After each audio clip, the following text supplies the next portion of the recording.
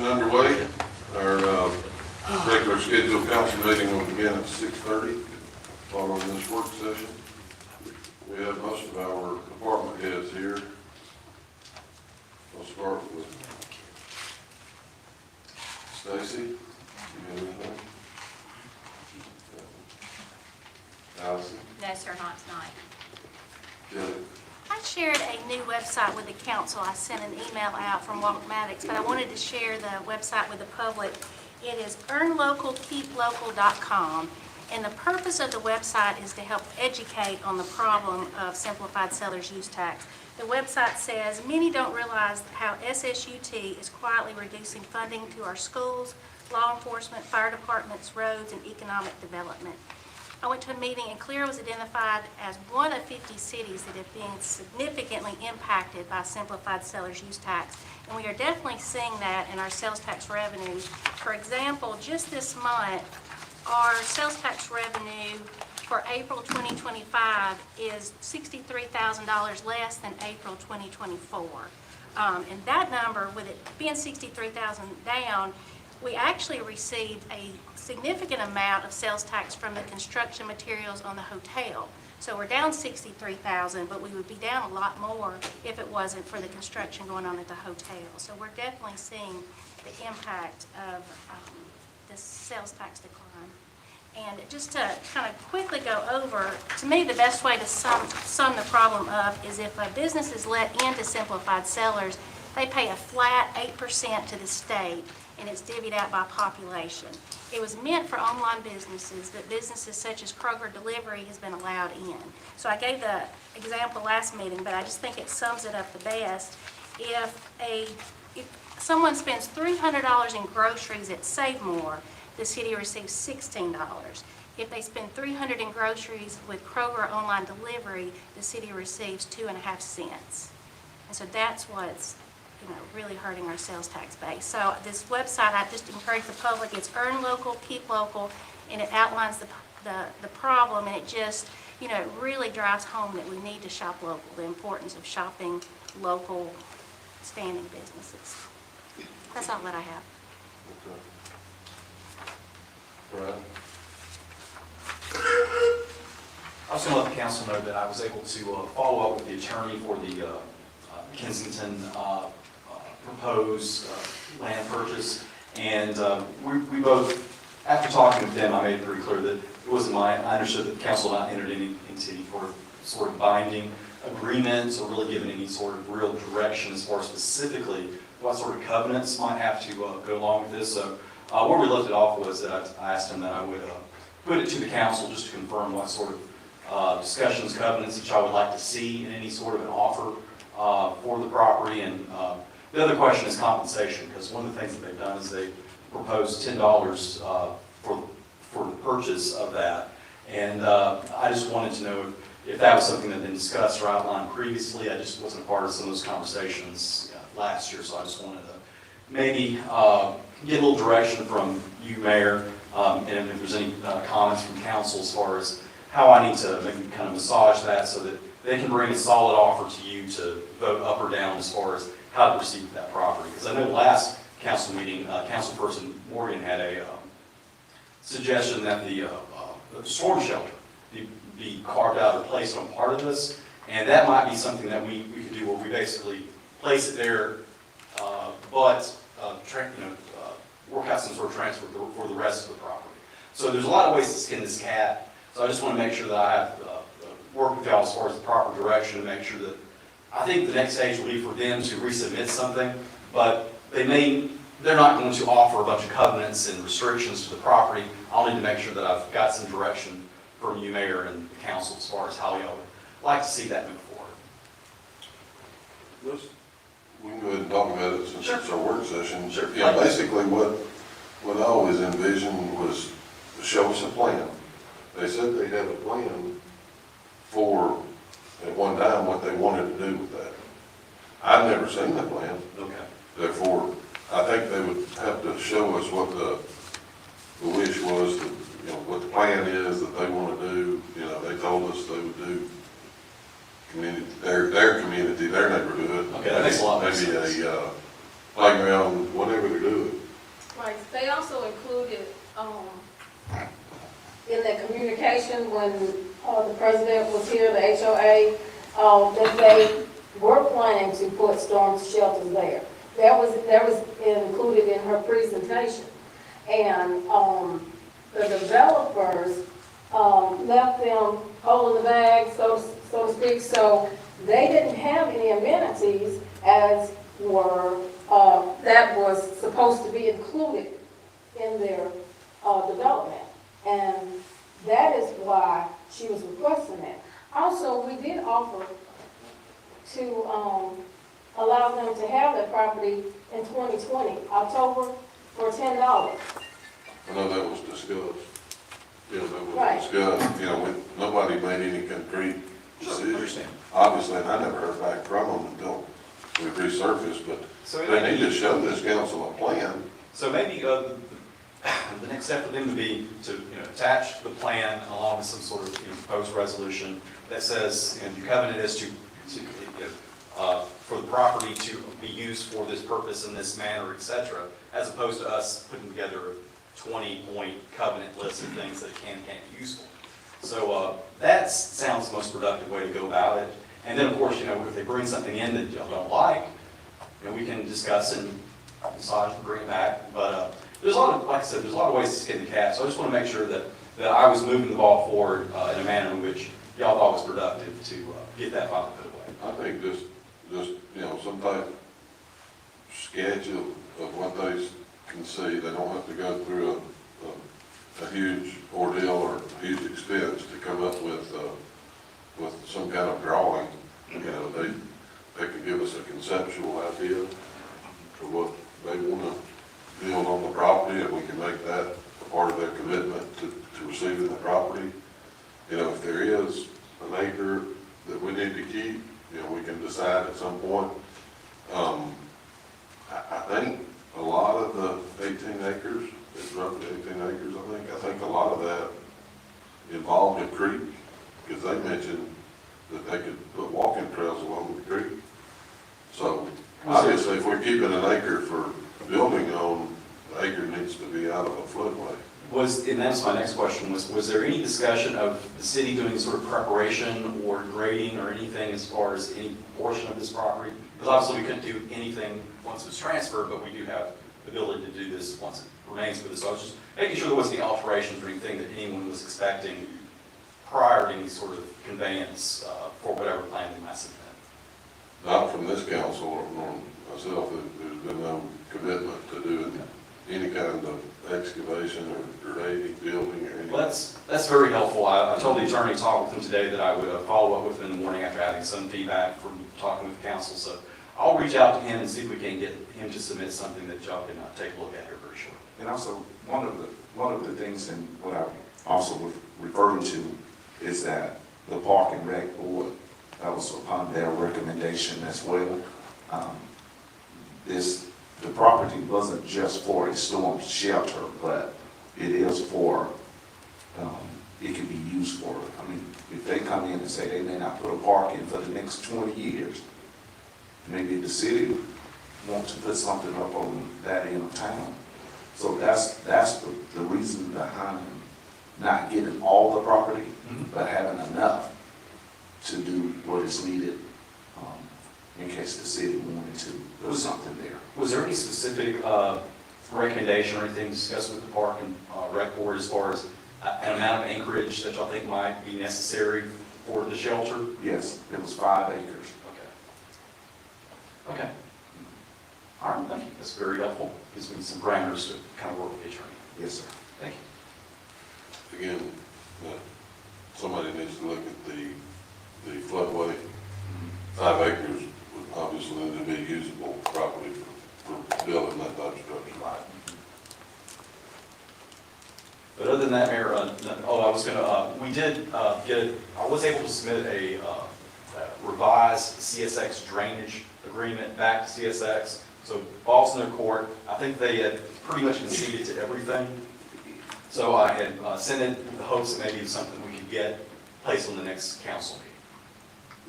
So I'll keep y'all informed as far as, I think we can probably get that. So I'm not going to wait if I have what to knock up. Chief, I don't have anything. Chief. I was thinking about Kelly the other day. I saw a Kroger truck and I followed it for a while and tried to find a reason to pull it over and write it a No, ticket. thank you. I couldn't find one, so I followed it a long time. Yesterday was my 5th year here, so whoever had the bet that I'd make it 5 years is winning that. The average tenure is 3.5 years for a chief in the United States, but I appreciate the opportunity that you guys have given me in 5 years. It's gone by fast. Our staffing level when I was hired was 30, we had 37 officers. Today we have 36. And I think you know the population has grown. And I've told you guys some of this before, but I got some more statistics I want to share with you. We've had 80% roughly officer turnover in the past 5 years. We've had 100% dispatcher turnover. We don't have any dispatchers that are still here. So we're extremely young, as I've told you a bunch of times before, which concerns me. Our arrest numbers, and now this comes from Southern Software. Some of this information I'm giving you tonight, before you guys approved us to buy Southern Software roughly 2 years ago. We didn't have that capability. Ms. Kay, I know there's been numerous times in my first couple of years here when you asked me questions I couldn't answer for you. And it was because of the software that we had. And there's a lot of things now that I've learned thanks to our new dispatch supervisor, Jesse Davis, and Lieutenant Grant, educating themselves on Southern Software. There's quite a bit of information now that I think will be helpful to all of you, probably to Bill as well, that we can provide you with. And I'm going to share some of that with you here in just a minute. Between 23 and 24, our arrest numbers are up 44%. That might lead you to believe that we have higher crime because of the arrest numbers. It's quite the contrary. We're proactive, as you know. You follow our social media. We post what we do. I hate to say this out loud because I don't want to jinx us, but the number of major incidents that we had when I first got here and pursuits and crazy stuff going on was a lot higher than it is now.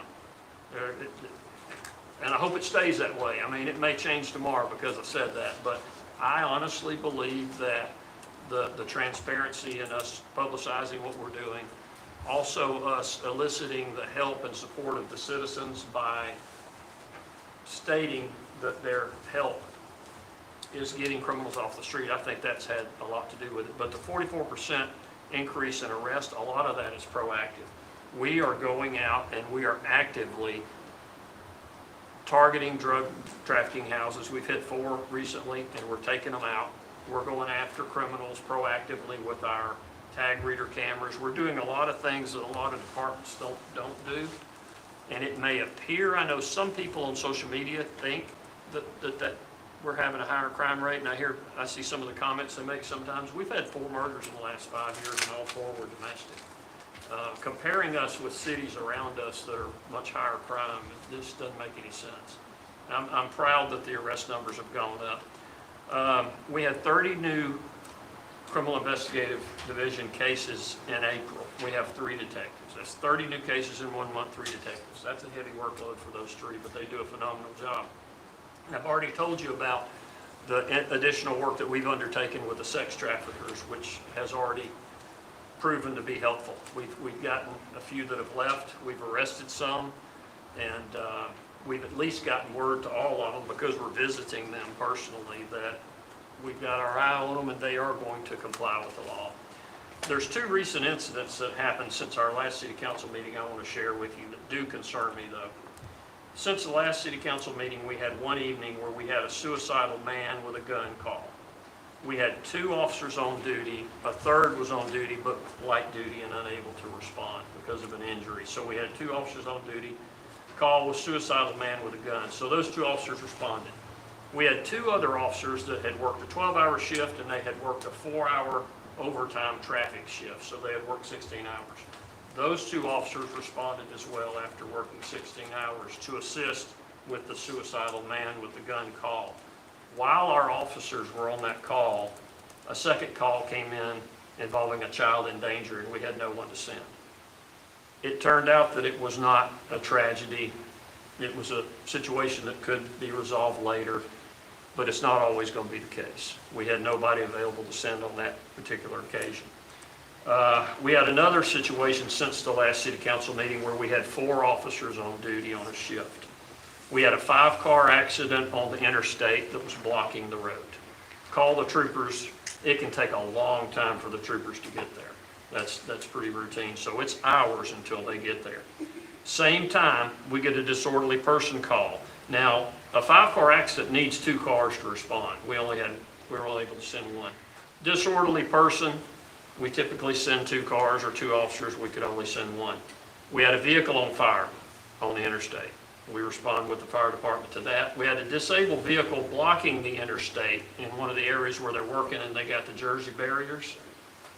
And we had a walk-in come. We had 4 officers there on those 4 calls. We really needed 6 officers for those 4 calls. We had 4 officers out covering those 4 calls.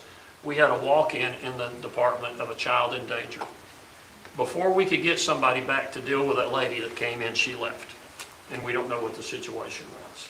So, I've told you before, I can't stand it when somebody comes in and they need help, or somebody calls and we have a long delay, and I'm telling you, we get complaints, and we're gonna get more complaints. But if you got 4 officers and 4 calls and somebody else comes in, what do you do?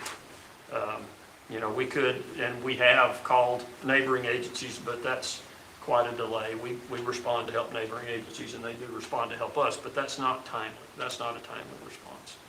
I looked at some data, like I was telling you before, with our Southern software, and Pelham has roughly, in 2022, they had 24,755 people in their population with 73 officers.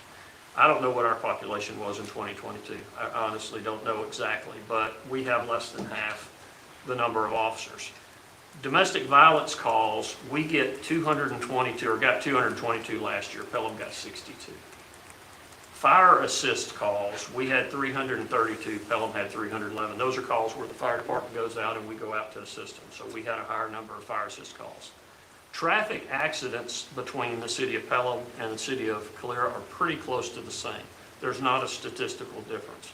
But Pelham has 6 to 8 officers on shift plus a traffic unit. The traffic unit adds 1 to 2 additional officers per shift to just work traffic. We have 3 to 5 on shift, and obviously we don't have a traffic unit. So I just wanted to give you a little snapshot to kind of go along with information I had provided you before about my concerns. And I'm afraid, something's bad going to happen, and I think it's my responsibility to let you know what I see coming. Now I got Blake, Lieutenant, I just promoted him. Lieutenant Adkins is going to show you some of this information that we can now get for you from the state or from Southern Software. And I think, okay, some of this is going to interest you. But look at the map on the first page. That's from the state. And that's a heat map showing the greatest number of traffic accidents in the state. The big red dot is us. That's I-65, and that's us, Pelham, Alabaster.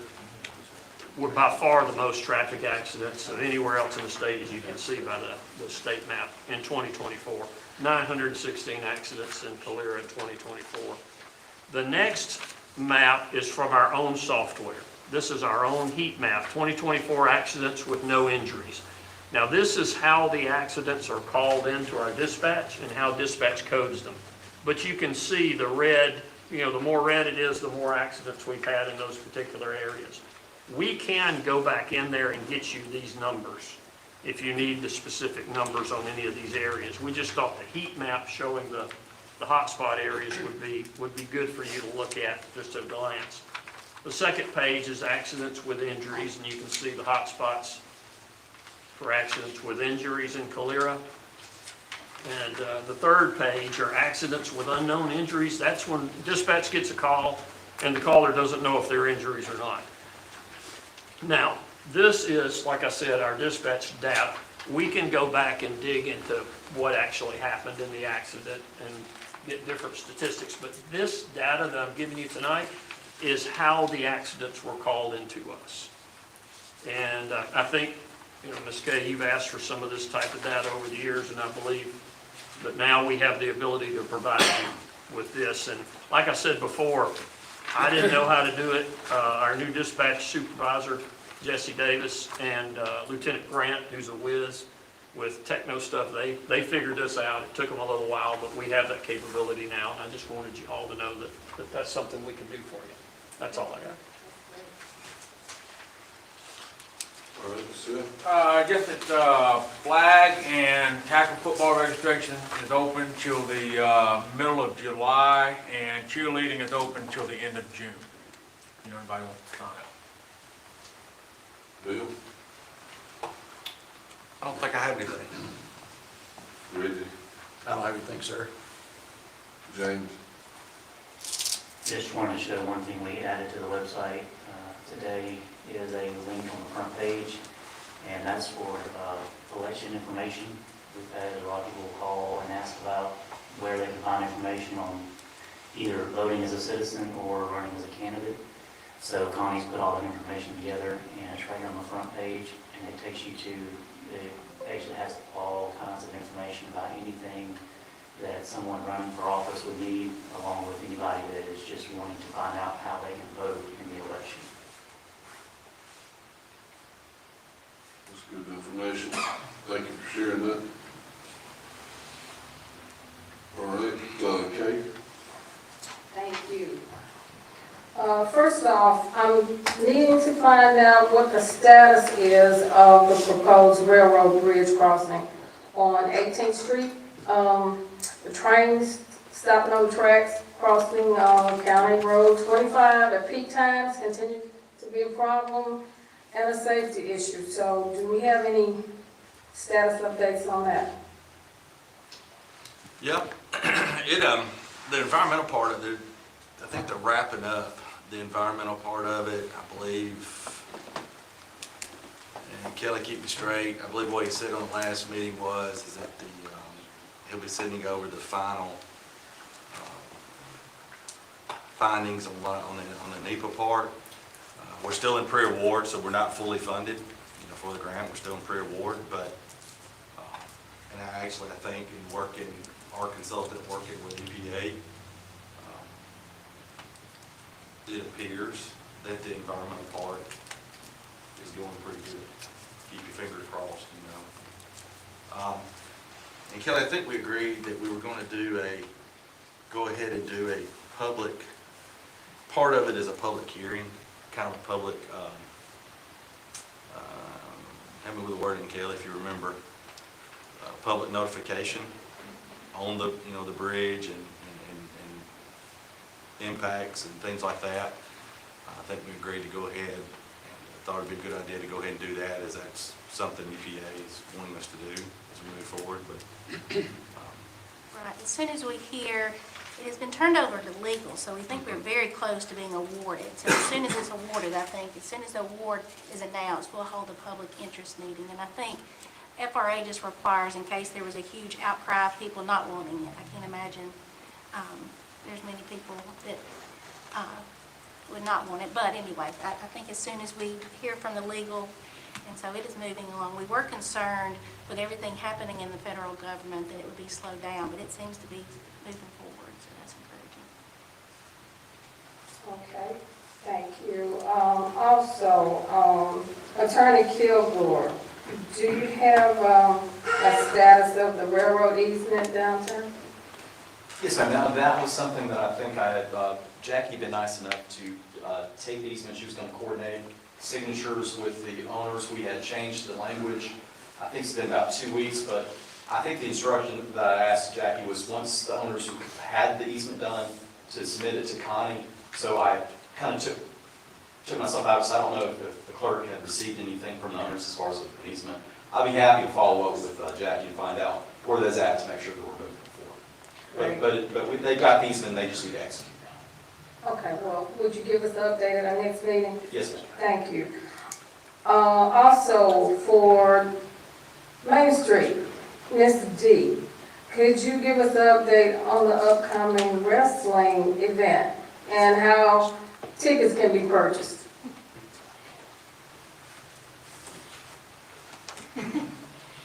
Yes, so Micro Wrestling is coming here on May 16th. So there are tickets still available for sale. You can get them at the door or online in person.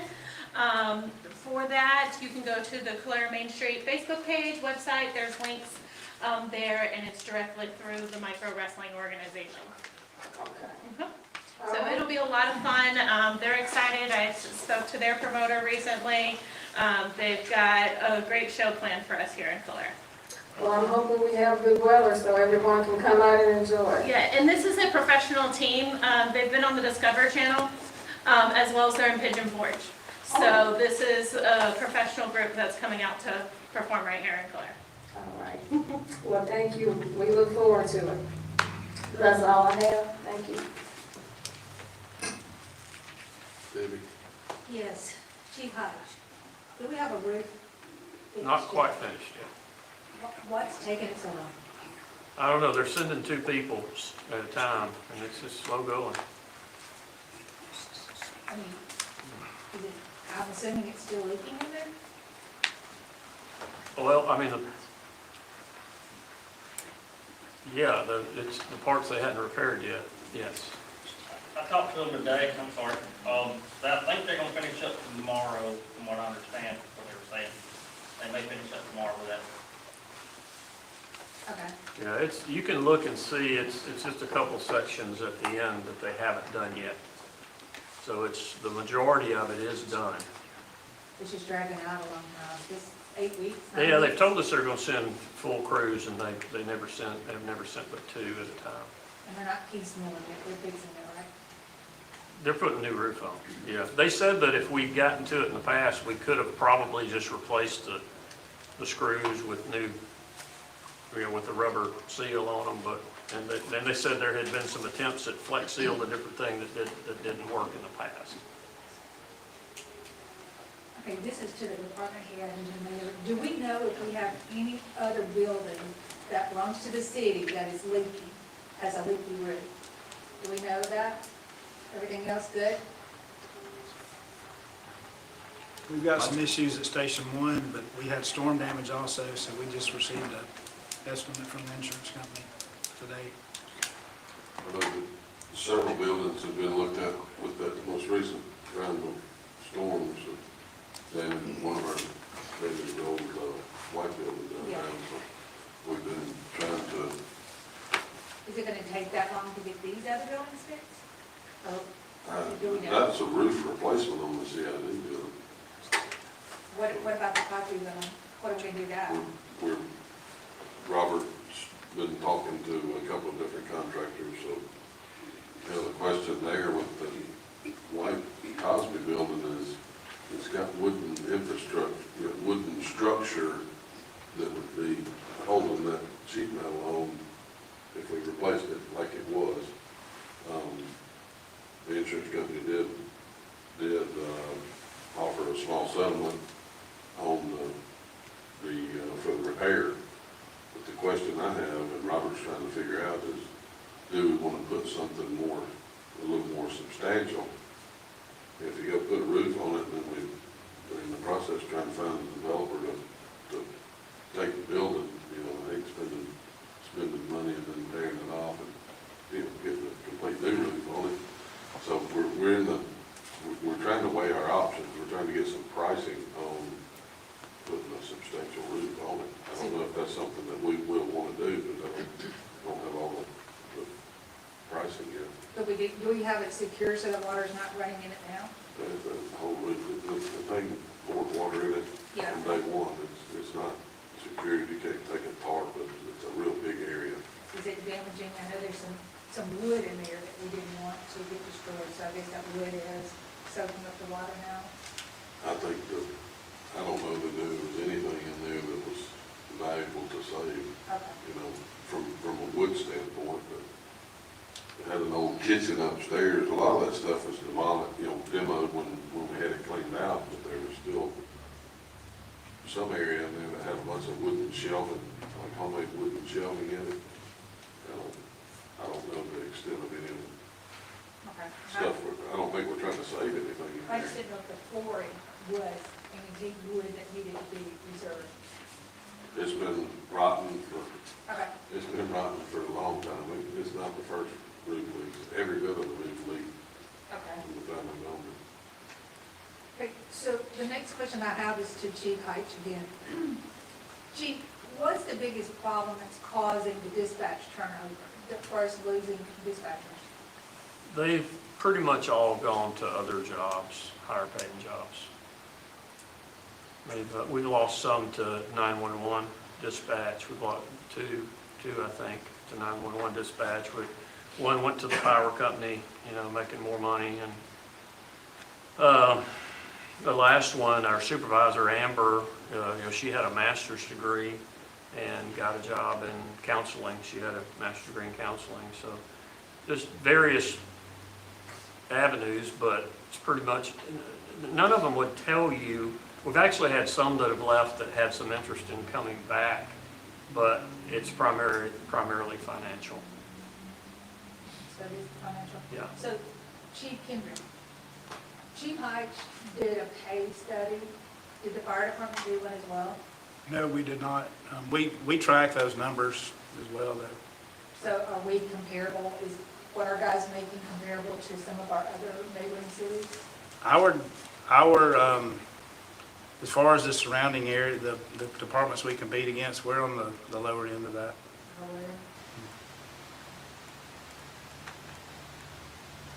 The next question I have is, Chief Heitch, you said that we don't have a traffic department I know this past weekend there were lots of accidents on I-65. Some of that could have been contributed to the rain. But is there any way that we could reach out and ask the state troopers for additional patrolling of that area? We've met with them, and they don't have the bodies. It's not unusual for it to be a pretty extensive wait. You remember when we had the interstate shut down a while back, and I posted that we had one lane open because we were the only ones there. There were no troopers there. We were waiting on them to arrive, and quite a bit of time later when they arrived, they elected to shut that one open lane down, and they choose not to communicate to the public. Well, we got a lot of backlash because people assumed it was us not communicating, and that was a fatal accident. And I explained a little bit for the troopers, trying to defend them, that hey, they're investigating a death with a traffic homicide unit. But in my opinion, I think things would be better for them if they would communicate a little better with the public about things like that. It's kind of like when we had that pursuit a while back, and you had the fatality in Pelham with the pursuit that was Shelby County Sheriff's Department's pursuit. Well, one of the cars ended up coming into one of our neighborhoods. We weren't involved in the pursuit, but we got officers out there. The guy was on foot running through a neighborhood, and we caught him. I tell our citizens about that because if a criminal's running through my neighborhood, I want to know. So we choose to be a little more transparent than some of the other agencies are. And when you do that, you run a little bit of a risk because then people don't read the whole article and they think it's our pursuit. And it was not our pursuit. It was just our problem that ended up, when it ended up in our neighborhood with somebody crashing, and that's where the guardrail was destroyed and the man's air conditioner was run into. Well, now it's my problem. Regardless of who started this situation, you got a criminal running in a Calera neighborhood, we're going to deal with it. And we dealt with it, and I felt the right thing to do was communicate that to the citizens who were probably terrified. You can't keep anything quiet anymore. I mean, people that are trying to keep things quiet, it doesn't work anymore. It's immediate, everything's on video. You have to communicate with social media, and you have to be careful about how you do it. That's why if I give my opinion, I put my name by it because I own it. Because if I say something stupid, the city doesn't get in trouble. It's me. It's not the police department. That's why I put my name by opinion. But I do think it's important. I've been doing this 5 years, and I 100% believe in the way we're doing it. I think it's the right way to communicate what we do. Well, I certainly appreciate the job that you do and other officers in the fire department. I appreciate what you do for the city and keep it safe. Well, and we work very well with the fire department too. We've got a great relationship with them. That's good to know. Other than their chief, they're not hard to work with. Hey, the other question I have is, and this may be a sad question, is can we take a look, this is a small task, take a look at all the flags around the city in different places and make sure we don't have tattered, worn out flags. I mean, I'd like for a city to look as prestigious as it can with a pretty flag. I appreciate that. That's all I have, Mayor. Gavin? Yes, sir. One thing I would like to talk to the council and mayor and the citizens about is mental illness. I've had 2 incidents this past week. And I wanted to ask you as well. If we have an incident, or what do we have in place where if a person have a mental illness breakdown, or one of the officers approach a person, what type of training do we have in place for that? We have 3 different things, 3 different types of training that our officers have undergone. The sensitivity training by Culture City, where they're taught about different developmental delays and how to recognize them and how to deal with those. All of our officers have completed that training. Many of our officers are trained in conflict resolution, as well as we do have trained crisis negotiators that are certified crisis negotiators. We don't have enough, but we do have some, and we are always seeking to get more people trained as negotiators. And we've used them in suicide situations, in different situations where we have someone that is, maybe in their home and they're threatening suicide or threatening to harm someone. What we do is we try to get one of the trained negotiators there who is trained in resolving those type things, hopefully without any violence.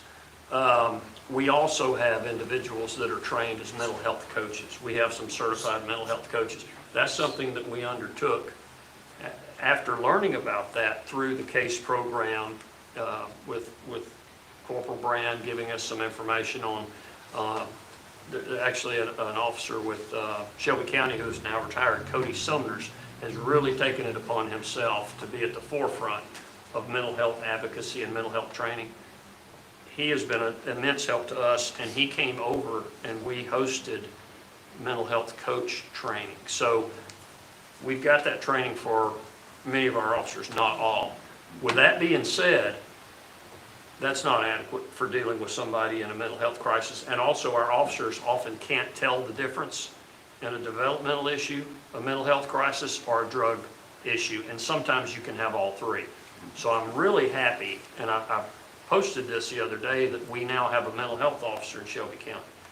I think that was a great move by the county. We called him over here last week and he consulted with us on a particular case. I called him this weekend. We had the gentleman that had left Central Alabama Wellness.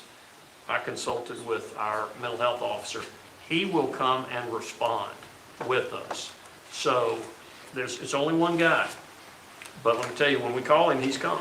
He's been there for us. And I think you asked one time about having mental health professionals respond to these instances. I don't agree with that unless it's a joint response with law enforcement, because it's dangerous. Actually, I had a citizen ask me that question this week, and they referenced back your comment earlier, and they didn't understand my response. I believe that the best response is having a joint mental health professional with law enforcement.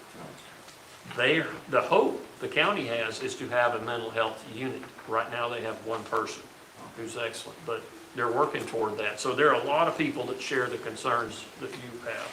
And one of the things that I've noticed, that we have mental health for kids in school, but when a child or a mid-age adult age out of school, is there anything in the city?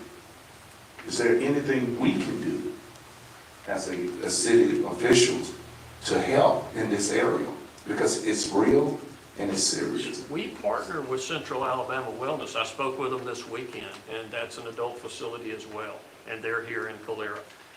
I spoke with their director about the individual that had left the facility this weekend. So we have she's got my cell phone number and I got hers. We have direct contact with them, and we've had many meetings with Central Alabama Wellness, and we have an agreement to where we can make referrals directly to them. So we have, that's the facility that we have here available for us, and we do have a good relationship with them. As a matter of fact, they came out and did one of our parent nights for us. So I think we have a great relationship. Now, do we need more facilities, more people? Absolutely. But with what's there, our mental health officer at Central Alabama Wellness, we have relationships with them. And then Mitzi, our victim advocate, also is very well known by all of the organizations in Shelby County that help. And she is often our conduit to get people help when they need help. So there's a lot more that can be done, but I think we're way ahead of a lot of other agencies when it comes to mental health issues. But we're a long way from being where we need to be in this country. So if someone, with one of our citizens, if they need help in dealing with a situation, then refer them to the police department, or, I mean, what can they go on the webpage and find this information? If it's somebody that, yeah, if it's somebody that knows that they need help and they're wanting help, you can certainly call the police department. We can refer them to Central Alabama Wellness. Okay. Or they can walk in. You can just walk in Central Alabama Wellness. You can call. You can make an appointment, but they take walk-ins as well. Okay. And they have many people that are there on a voluntary basis to seek help, and they keep it private. So we absolutely can make that connection. If somebody calls the police department, we can give them the contact.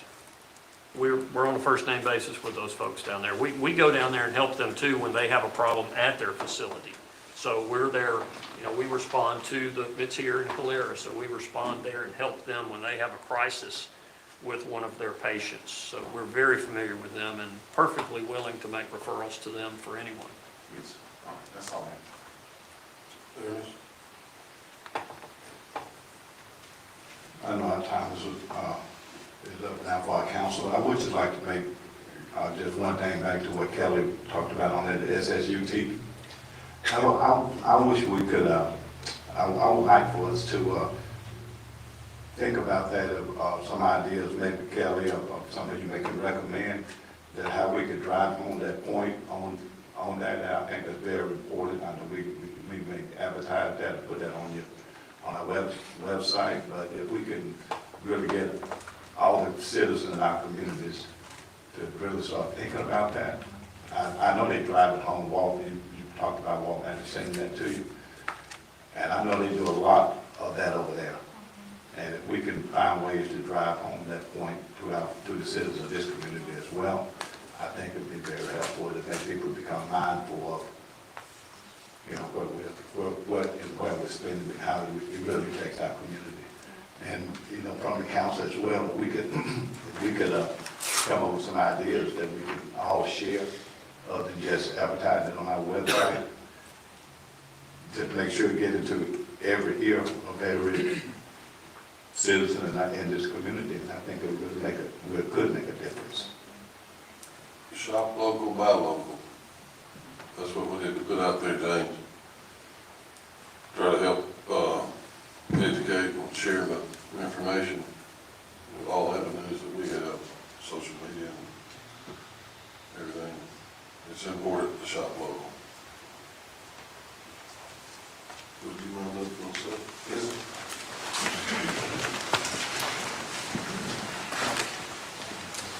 Our Father in heaven, we come before you once again to say thank you. Thank you, God, for all that you have done for us. As we assemble here today, we pray for Alan, one of our colleagues. We pray that he be okay in his situation. Our God, and we ask that you, please, God, touch the things that we've discussed tonight. We pray and we ask that you touch those that are dealing with mental illness, Lord God, and death in the family, finance, whatever the situation that they're dealing with.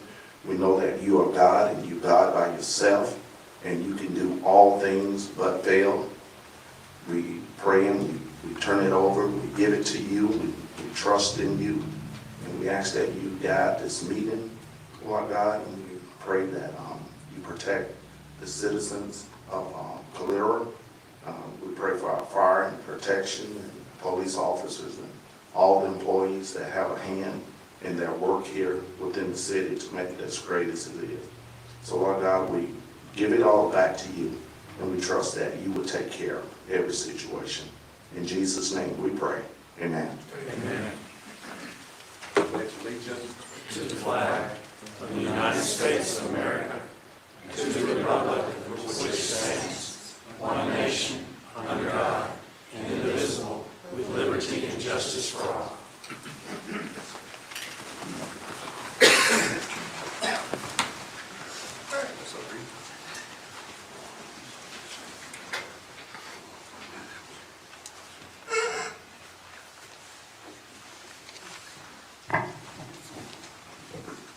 All right, the first item I have on the agenda is the approval of the agenda as outlined.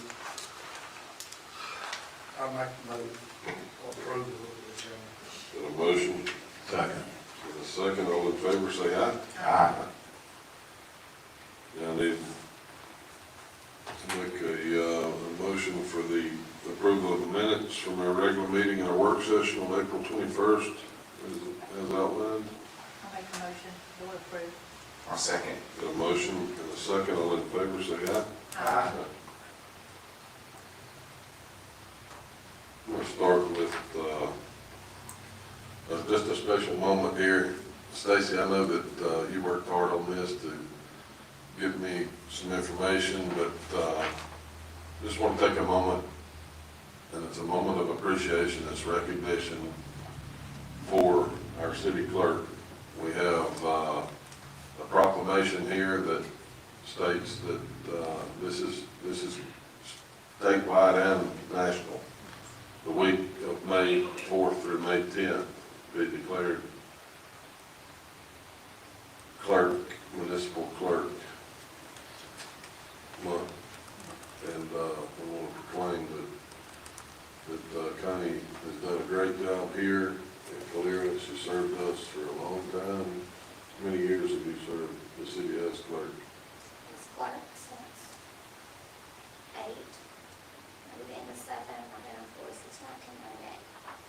So Connie is a long-term employee. Connie has been the city clerk for a number of years, and I want to present you with this proclamation and tell you the city, as a mayor, I really appreciate you and what you do. Stacy is Connie's assistant, so we have an assistant clerk, and what y'all do does not go unnoticed. You're vital to the city day in and day out, the workings. Miss Connie does not like recognition. If I'm missing tomorrow, don't need to come work for me. This was something that Connie normally prepares the agenda, and I said, I'll handle it in a little special moment, but let's give Connie a round of applause.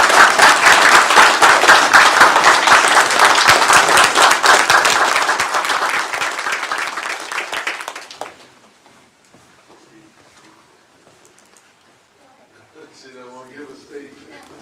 We'll get her up in this chair, we all can see her. Oh, Dennis, she's on ringside, and she will tap in. Oh,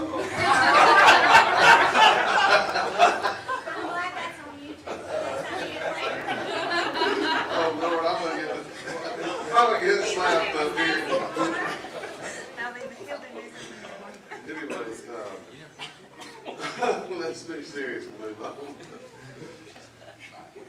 Kelvin, you have old business on the agenda.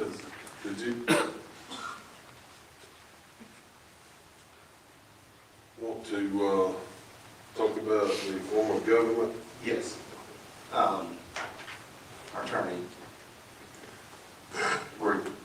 was Connie able to contact you this last week pertaining to what we were talking about? Yes, as I understand, the ask was whether or not there was any sort of resolution ordinance that could be proposed as far as changing full governance of the city. The only way to change the governance of the city would have to take, in order to actually become a city manager council system, would have to take either a local act by the legislative delegation, or you have to have petitions circulated, go through that process where there's a petition for a special election, probate verifies the signatures, and then between the probate and mayor, there's an election that has to be held between no later than 90 days, no sooner than 40 days. Those are the only two forms in which you can actually change the format so that basically the city manager becomes the day-to-day operator of a city. The other one that I think we discussed was simply hiring a city manager, but that doesn't change the governance of the city itself. The mayor would maintain his duties and obligations. You just have a new person that is an employee of the city that would basically be able to execute some of those duties with the mayor. But as far as changing governance, it would take either a petition for a special election, which doesn't necessarily have to be the same time as your August elections for the other city. I mean, you can call a special election at a different time. It's a pain, but you can. Or you'd have to have some sort of local act saying, City of Calera, this is your new form of government. But that would have to come from a government. Okay, so based on the last election, were you able to come up with the amount of numbers for the petition? No, I have no idea what that number would be. And the way that would work is basically you would collect the petition, submit it to probate. And again, you've got the interesting issue, whereas a little part of you is in Chilton County, so you've got a Chilton County probate judge. You have a Shelby County probate judge. And what you have to do is everyone that voted in Chilton County, you have to remit a petition to them, that probate judge. And everybody that signed, that is a registered voter in Shelby County, you have to send it to the probate there, and then they have to determine whether it meets 10%. So as far as, I think, if I understand your question, is you want to know what that 10% number is. That's something that I think you have to go through probably, and again, I hope that I'm putting in the right area.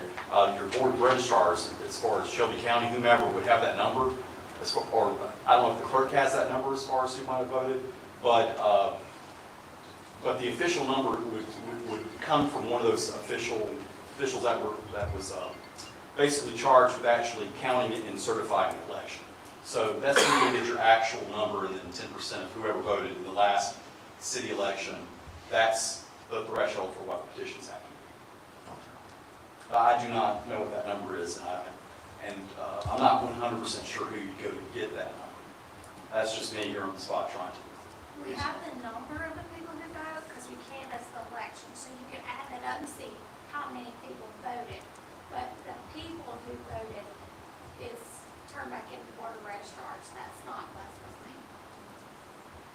So basically, once we get the petition, well, if there were a petition, then names on there would be certified by the ones that do the certification, as far as. And the way that process works is there's no city involvement whatsoever in certification. Say if you set up a table, or someone in the audience here set up a table outside of Walmart.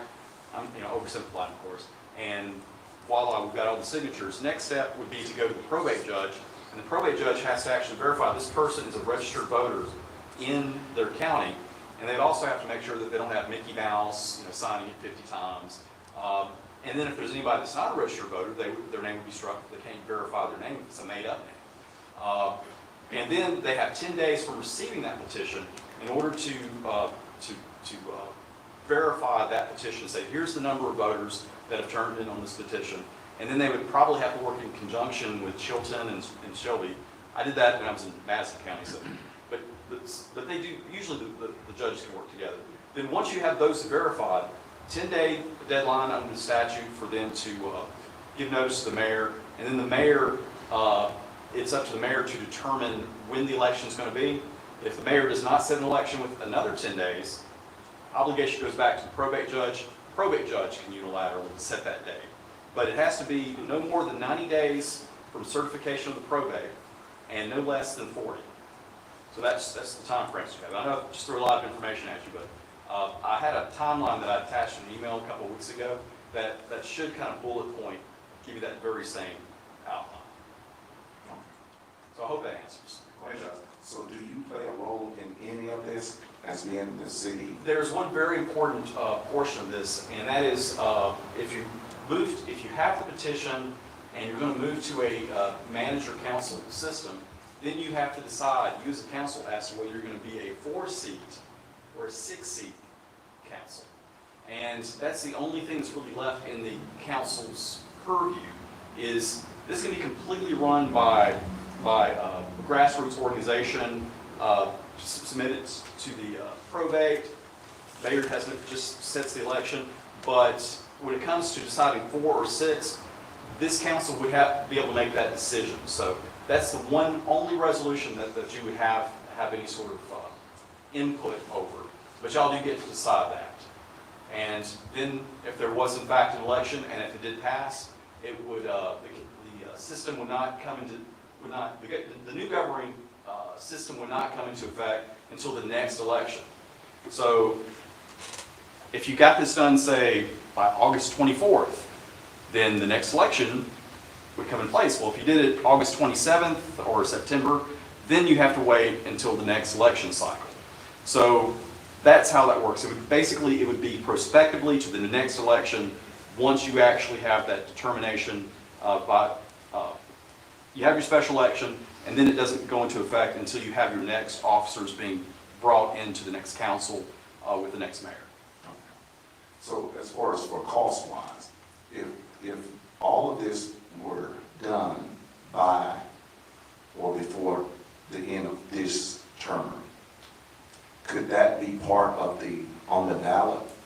That's more of a logistics question that I have to, reserve for your clerk and coordination with the county probate judges, because they would have a lot more insight into that.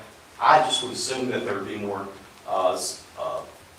economy, scale economy would basically be easier and more efficient to have them both at the same time. But I don't know if I'm the one to answer that question for you. And he also had a question as to how the petition should be written. And I told him I had never seen one, so. Yes, I mean, as far as that goes, the petition language, it's in the statute. Basically, it says, it just gives you a sentence that says this is how the statute, how it should be, how the petition should be written.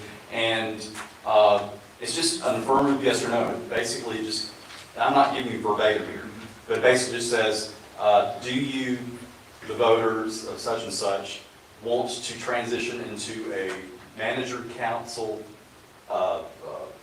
governance pursuant to Rule 1143 - whatever it is. It's just one sentence. It's not very complicated.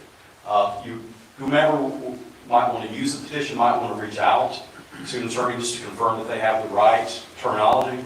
But I don't know if I would be the right person for that as far as being directed to do so. But it's in the code, and if I could forward that to whomever, and they could reference that if they wanted to put together a petition. Could you send it to me? Sure. It should be in the email that I forwarded to the council previously a few weeks ago, but I'll be happy to kind of highlight it and show you where it's at. Because there's a lot of sections of the code there, so I can highlight that.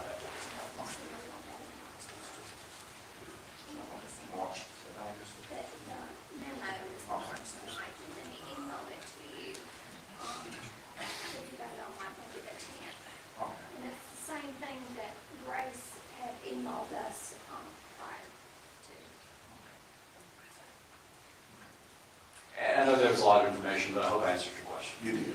Yes, sir. Resolution 2025-30 is on the agenda for the surplus of office chairs. Yeah, but, little business to take care of. Anybody want to make a motion? I'll make a motion. I'll second. Motion and a second, the surplus of office chairs listed. All in favor, say aye. Aye. All right, this next ordinance is 2025-03. It's for year 2025 back to school sales tax holiday. This is something that we've done numerous years in a row. It's a little break for getting back to school supplies coming up. If you want to vote on this tonight, I do need a motion for unanimous consent. I make a motion for unanimous consent. I'll second. Got a motion and a second for And unanimous just to confirm the consent. motion, unanimous consent to suspend rules. To suspend the Yes, rules. sir. I'm sorry to interrupt. Yes, sir. Okay. We'll roll call it. Ernest? Yes. Kevin? Yes. Tony, yes? Yes. Yes. Yes. So, we do have the motion. It's a unanimous motion for suspending the rules. Now I need a motion to adopt. I'll move to adopt. I'll second. Got a motion and a second to adopt this resolution. All in favor, say aye. Aye. Opposed, likewise.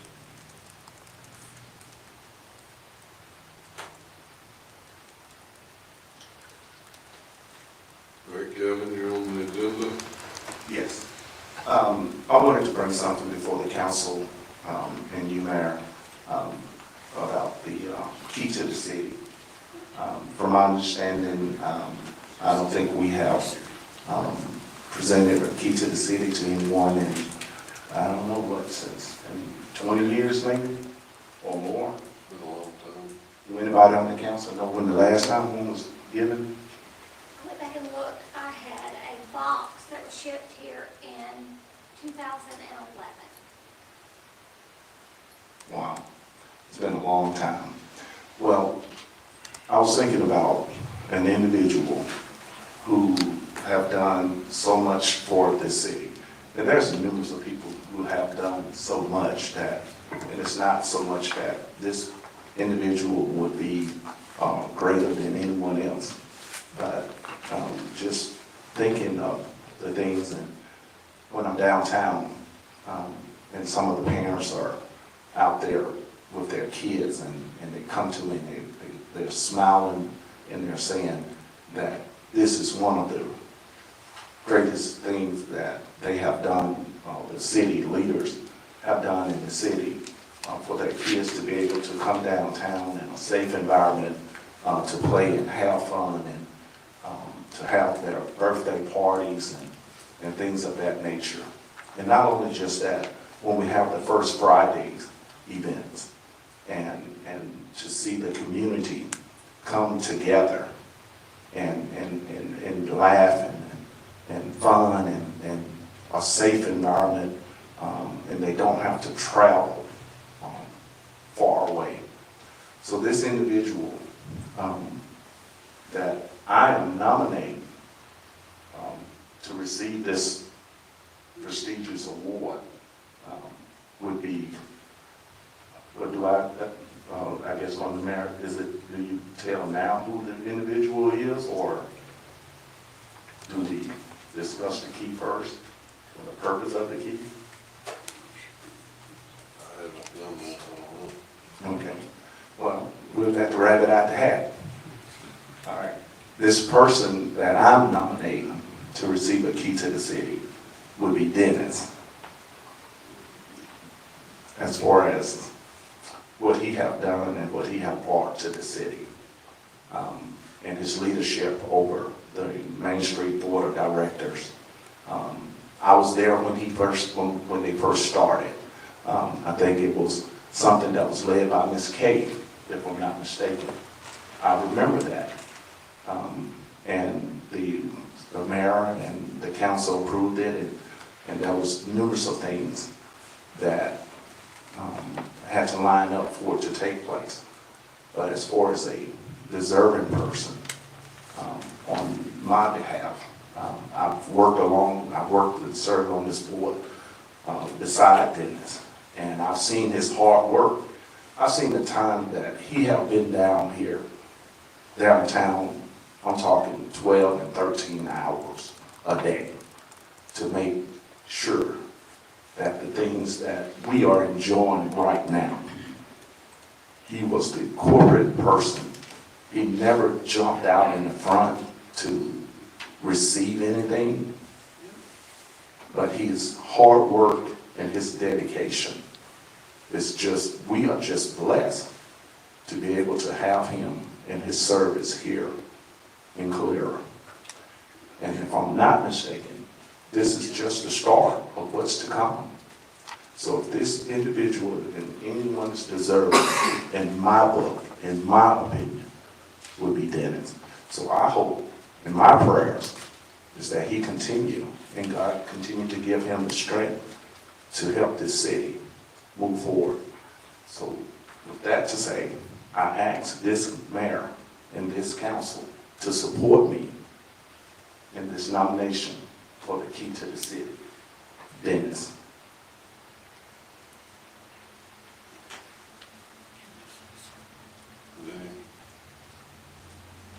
I don't think it takes any kind of action from us. The key. No, that was my personal key. So I talked to Connie about this last week, and I wasn't sure if she would have the key to present to Dennis, or we had to approve it for Dennis.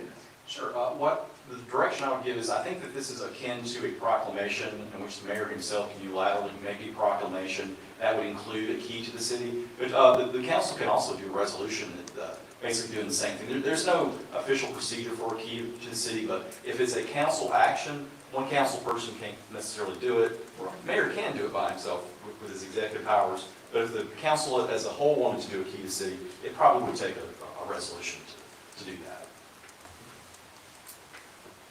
So there's two ways to do it. It's new to me, and it's just presented to me as well, so. And it's ceremonial, so I mean, It's hard to mess up. So I mean, at the end of the day, so. Well, since we have the two options, Mayor, first I would ask the option for your option to be the one to award this key to Dennis. If not, then we have the option before the council to vote on it. I need to go get it, I guess I need to get a cardboard box and cut it out. No, we're gonna do it the right way. If Dennis don't mind, we can present it to him next council meeting. That'd be something we didn't plan for, so I'm sorry, Dennis, I didn't have any notion of what we were doing. So, I personally appreciate you taking the lead on our downtown project. I know you have a huge investment personally with your business and all your endeavors down there, but, you know, it takes that. It takes, I look back and reflect back, it takes somebody with some guts, some finances, some vision. It takes what you have invested in our downtown. And it doesn't go unnoticed. It's much appreciated from this council across the board.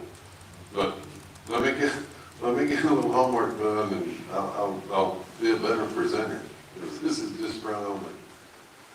Yeah. Can Connie prepare my speech? I'm tagging you in. But we'll take care of something a little more formal next meeting. So, Yes, sir. Thank you. thank you for bringing that to our attention. Thank you, Dennis, for what you do. Ordinance 2025-02. This is a public hearing. We announced that, and the public hearing that we're about to discuss is amending the Calera Entertainment District ordinance.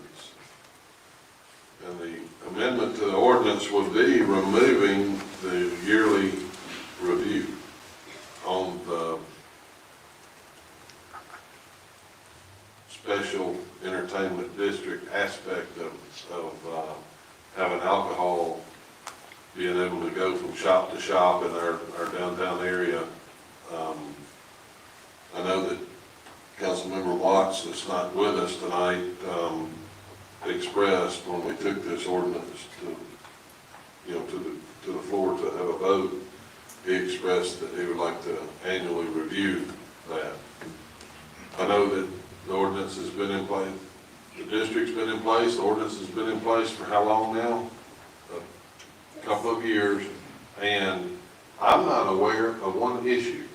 I'm not aware of an issue of anybody out of line with having a cocktail and being in the area. So it's been talked about for this council to do away with that part of the language.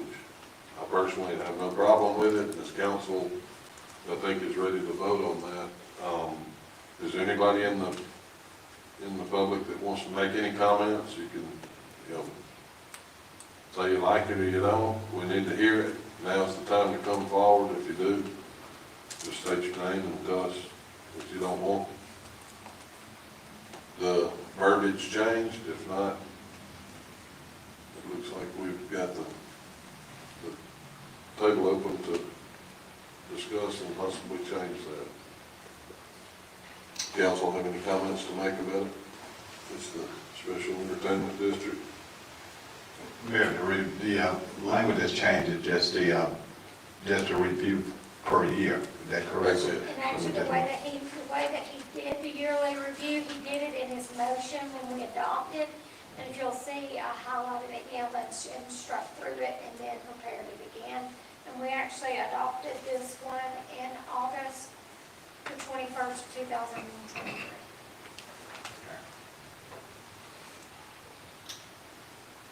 Any comments? I'm going to close the public hearing from the floor.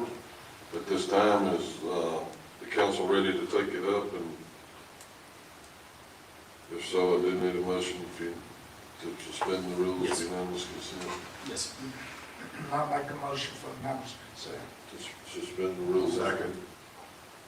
Got a motion and a second from Ernest to suspend the rules. Ernest? Yes. Kevin? Yes. I'm good. Yes. Yes. Yes. So we're all in favor of suspending the rules. Now I need a motion to adopt. I'll make a motion to adopt. I'll second. Got a motion and a second to adopt the new language. All in favor, say aye. Aye. Opposed likewise. Motion carried. Thank you for that. And like the council knows, and we've said before, if there is a problem in the downtown district, it can be changed in a short period of time in a manner just like we took care of tonight. So you always have that ability to make it what this, council sees fit. Next on the agenda, we have James Alexander, from Waterstone Homeowner Association.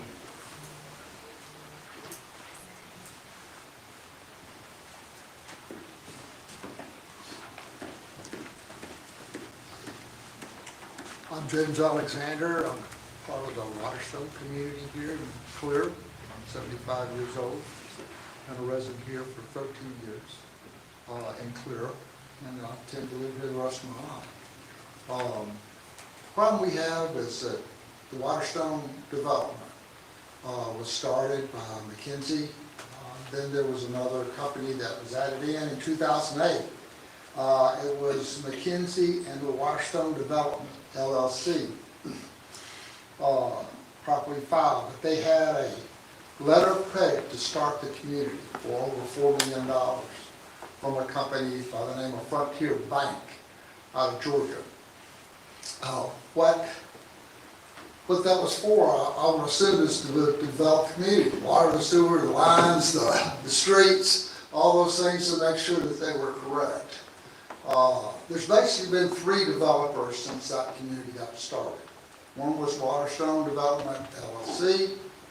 The other one was, let's see, I've got their name right here, Lake Martin Investment Group. And the latter one and the last one was D.R. Horton. What happened is 2 streets did not get the final top coat in our neighborhood. One was Waterstone Way, and the other was Waterstone Court. I was told that D.R. Horton went bankrupt on it, but I didn't see how that would pertain since he wasn't the developer of the streets, or they weren't the developer of the streets. So nobody's done it. I don't know what kind of guarantees the city had, so I called the city engineer with the city of Calera, and he says that there's nothing he can really do about it. Water, port bankrupt on it, well, we're out of it. And so I asked him about the city street, and he says, I haven't taken it over. I've never agreed to it in the city to take these 2 streets over. So I said, I don't even have to fill a pothole if I don't want to. So for me as a citizen, I mean, I'm not talking bad about your city engineer. He was nice to me. He took my call and was polite. But basically, what he's telling me is somewhere along the line, somebody missed something. Normally, there's a bond that goes out or a letter of credit issued to the city. I can see where a letter of credit, through looking through the documents, was issued to the developer. But I don't ever see a letter of credit or any information in the documents that says that the city ever got covered for this. So I don't know what to do. Those are the 3 developers. I feel like one of them should have been responsible. If they're not going to do it, I would appreciate it if the city would consider doing this and putting it in their budget. The city engineer said there's approximately a lot of roads like this in the city of Calera, about $800,000 to do them all. Ours is not near that much, but I think 13 years is a good amount of time to wait for the city or the developer or whoever would like to do it, but they need to be held accountable. And I'm asking the city to do that, to either hold them accountable, make them pay for what the fees that they were supposed to do to finish our community the way they were agreed to in the beginning. Talking to the city engineers, you don't accept letters of credit anymore. You don't accept the bonds anymore, security bonds. You want cash, and you get it. So I thank you very much. I'm glad that no other citizen coming into a new community is going to be faced with this, because the city was wise enough to say, you're going to have it come up with a CD, and we'll pay you interest on it. And once you complete it, then we'll give you your money back. But that hasn't happened here. This has happened quite a while ago. So that's what I'm asking. He said, I need to go before y'all to get it done. So I'm just asking for your help. Mayor, can I ask a question on this, please? Yes. Bill, are these streets taken over by the city? Do we own these streets? No. Okay, so we don't own the streets. Do we, as a city, do we have any bond money for that subdivision, Mayor? Not to my knowledge of the early. No, it's, so, in the order of ownership, looks like it was McKenzie, Waterstone, and then NSH, which became another company. That's Signature Homes. NHS Yes. is Signature Homes. They Yeah. never went, Signature Homes never went bankrupt. No, they They did. just bankrupted on. So what you've got is 2 phases across 3 different owners. And there's the letter of credit. So this is going back over a decade. And the letter of credit, the issuing bank, the bank that issued the letter of credit, obviously has sold to this, sold to another. And they're digging into the letter of credit to see if they don't even know if it's any good. They don't know if it's expired, if it was renewed, they don't know anything.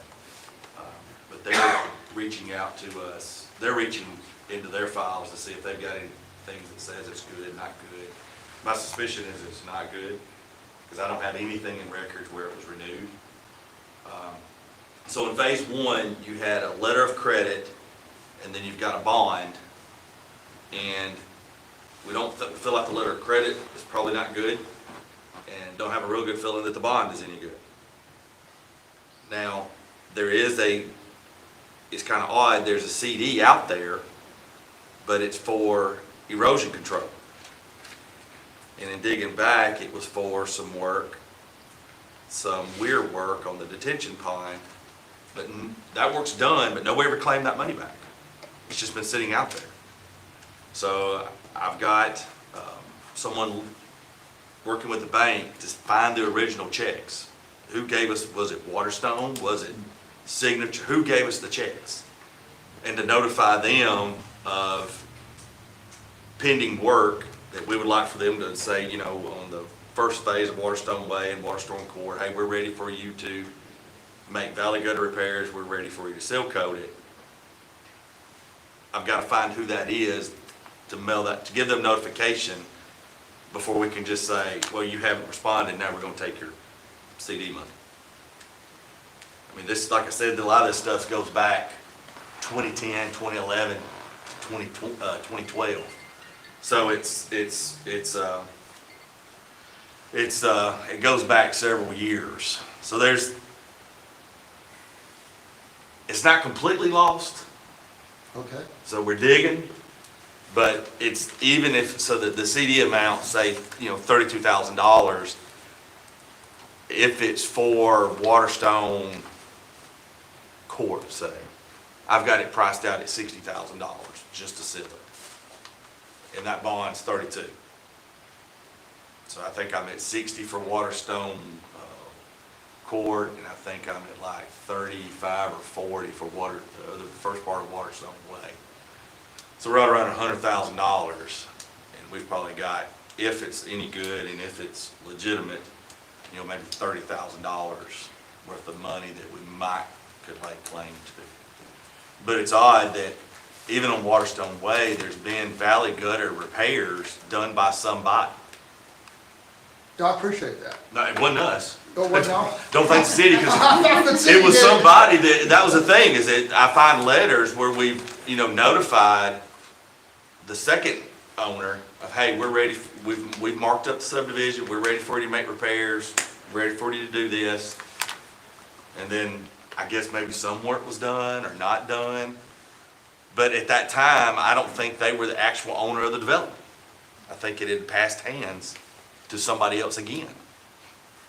So I remember when this transaction took over up there, McKenzie and Andrew McGuire is the one that was the first people to go in there and develop that subdivision. So that's the first initial lick. They sold completely out of it.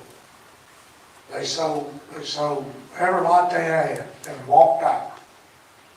Okay, then it went into the next hand. And now it's done jumped over to another hand. So my question to the attorney is, where does the city stand with this first person that developed this subdivision? Is that person the one that's responsible, the one that actually developed that subdivision? Well, unfortunately, when you say responsible, I see a lot of statute of repose, I see some statute of limitations, and these bonds usually have some prerequisites in order to make claims on them, they have to be made within certain times, etc. I have not looked at any of the paperwork. Being able to hold somebody responsible for a bond with all these different layers of the onion, if it's been 10 years, I'm afraid I would be very surprised if you could bring any sort of claims against them. I don't know that the city necessarily has a direct claim against them, even if it was a valid bond at this stage. Without having seen it, I can't really speak, give you an informed opinion on that. But unfortunately, I would be very surprised if there's any sort of relief that could be gotten through a bond at this stage. So how old is the subdivision? Well, it's actually, the first home was actually sold, which is 104 Waterstone Way, on April 5th of 2011. And it was sold to Anthony and Priscilla Pack, and it was sold by Signature Homes. You can make a creative argument that the city was a third-party beneficiary of this contract, and therefore they should, even though they may not have been a signatory, etc. But statute of limitations is generally 6 years. So there's, even the most creative theories, I don't know that the city could Do you feel like we might get this CD? I don't know any of the details on the CD or looked at any of that. I so haven't I'm drug very him interested into to it see what they yet. say. I haven't drug him into it because I wanted to see if I could get my hands on the original check, because there are so many, there's been so many owners that, like, for example, one of the CDs is prior. In the record I found, it said Signature Homes, but the date of the CD is prior to them buying anything. So that made me question that, who actually gave us the check? So I wanted to get all of that together and then give it to Brian with a Yeah. timeline and say, okay, what can I do with Yeah, this? devil's in the details as far as Right. what any of that paperwork might say, but I'd be happy to take a look at it and let you know what I think. I appreciate it. I mean, I've dug through about 3,500 records at the county office trying to find out just what is the trail of who had these things, who was supposed to act and who wasn't. And basically, I came up with this McKinsey is part of it, and then we had, I've got the letters of where it was done, and also the signatures of the individuals who were the developers. McGreer, who was the second one, he wasn't part of the first. He was part of the second one, which was Lake Martin Investment Group. And he took control over all of it, the subdivision. And I'll be honest with you, I best not say anything. I don't have any proof of it, but I know from people in our community, we had a pool that was supposed to be put in. Thank goodness, Horton Company put the pool in. But Andrew told a lot of our members that we're going to give you, we want $1,000 from each other to build this pool. So I said, fine, and a lot of other members of our neighborhood said, fine, here's your $1,000. And we gave it to the Waterstone development for that purpose. So the pool got built, but what Andrew did with the houses that he sold under his name, he told the people of the community, your $1,000 is covered in your agreement for the houses that I build, and I'll take care of it. Well, he never gave any of that money to the HOA at that time, which was McKay. He never gave the money, he kept it, and I consider that fraud. A fraudulent election by him. The neighbors had a right to be upset who were trying to collect that money on that when it was supposed to already under contract when they bought their homes, that the $1,000 would be going toward that by him, the builder. But that's a different situation. There was no case on that. But if I just wanted the neighborhood restored. We've got a new HOA that we put together. We've had lawsuits over the thing with McGreer and some other things that took place. And it's taken us a long time just to get our feet back on the ground. Finally we're getting things done. We're getting things cleaned up in the neighborhood. We're trying to get the pool open. And we still have people saying, oh, you don't have a legitimate HOA. You know, the paperwork wasn't done properly. Well, I got a ton of documents here that says it was. And when we had the case finally come up and it was adjudicated, it says, hey, we're dismissing the whole thing. The whole case was dismissed, saying that we didn't have a legitimate. So we start collecting again, then we got a few people say, oh, let me go back to my attorney again. Who would want to have a community where we pay for a pool, pay for a nice pond, pay for all these amenities, and then nobody want to take care of it? It doesn't make sense. So we're struggling. We're struggling to do the right thing. We want to do the right thing by our people. Well, we want to do the right thing by the city. I don't want the city to be out something for somebody else who took advantage of us. I don't want to take advantage of our city, but at the same time, I want them to take care of it. I think they should be held accountable. They took the money. We'll work on that aspect of it with Bill you heard about. Thank you, Bill. I appreciate it. And the community appreciates it, don't we? Yes. I assure you that the bonds are no longer, letters of credit are no longer, it's cash. Yeah.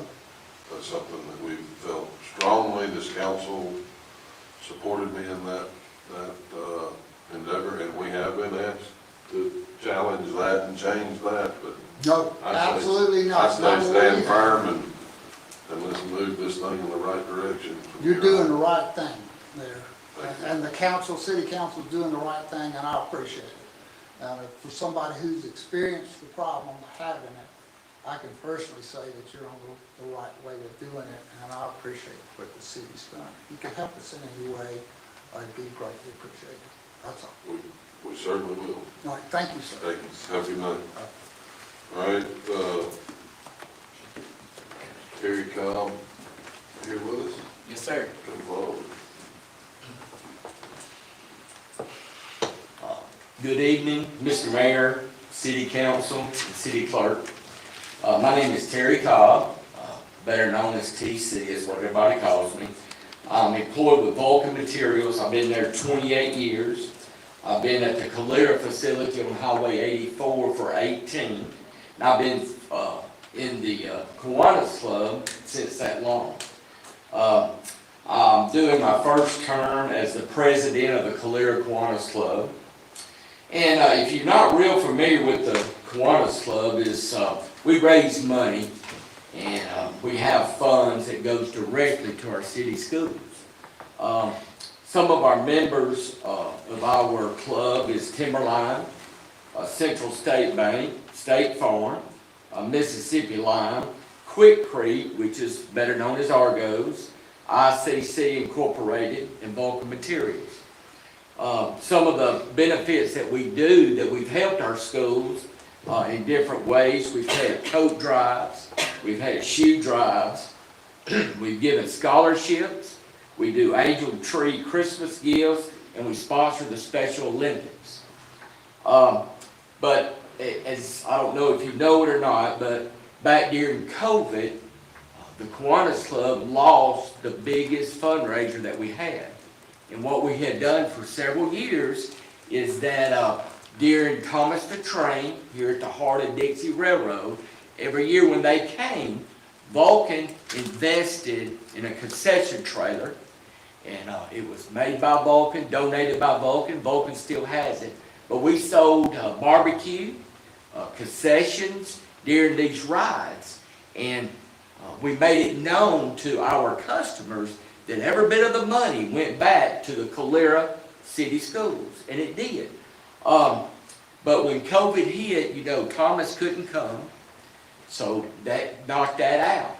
So I have been in communicating with Mr. David Bremer, which is the new president of the Heart of Dixie, and he informed me that it didn't look like that Thomas the Train was going to come back to the city, in which I know that was a big thing for the city.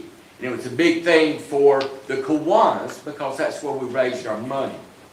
But during a 5-day selling concession there, we would bring in anywhere from $6,000 to $11,000. And like I said, every bit of that money was in our fund, and we helped the school. We told the counselors, the principals, if you need something, let us know. So when these other opportunities came along, then we helped and supported the schools. Well, I guess what I'm coming tonight to share with you, I've came up with an idea for us to get back in the fundraising mode and not to have to beat the bushes to earn money. But I would like for the city of Calera to sponsor a fair, or our carnival. Now, the reason I thought of this is because our neighboring city in Clanton, they have one every year.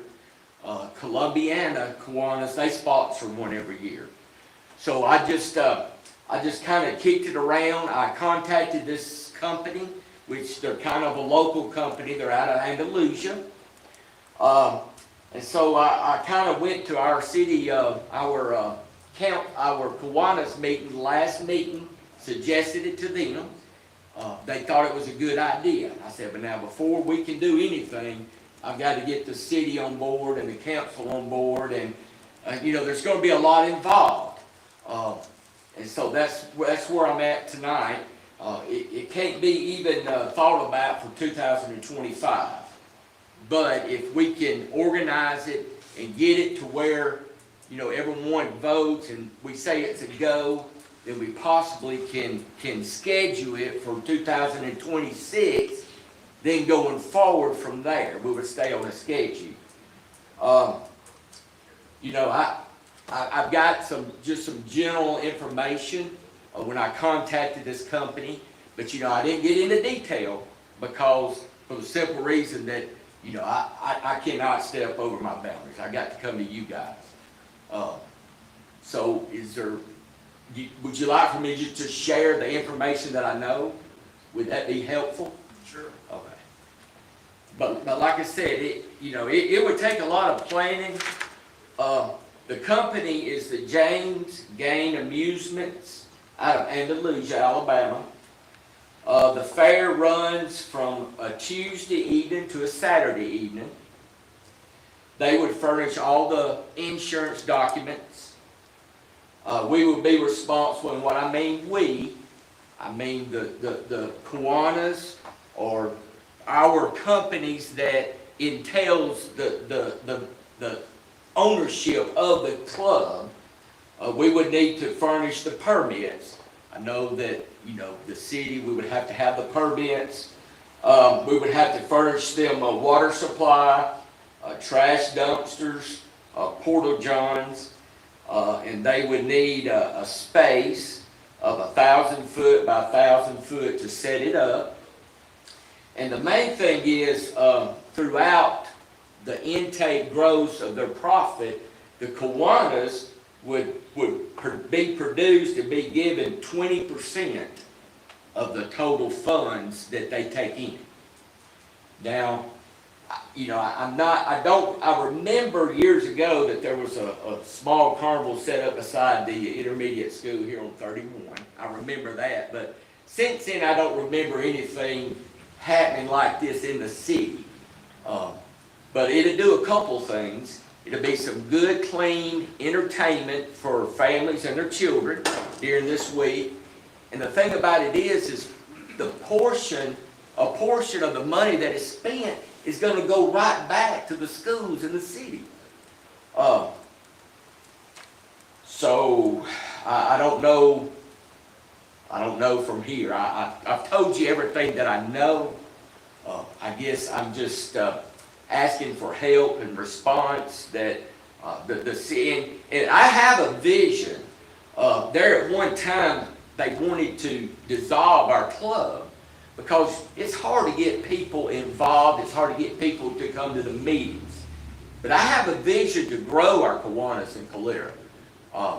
You know, and I would say I went on the website to find information, and Calera's got a fantastic website. I mean, it's very user-friendly. And I just wanted to share that with you guys because I know there's a lot of talk about your website. But I found a lot of information. I know Calera's growing, the population, the community, and with that, the schools are growing.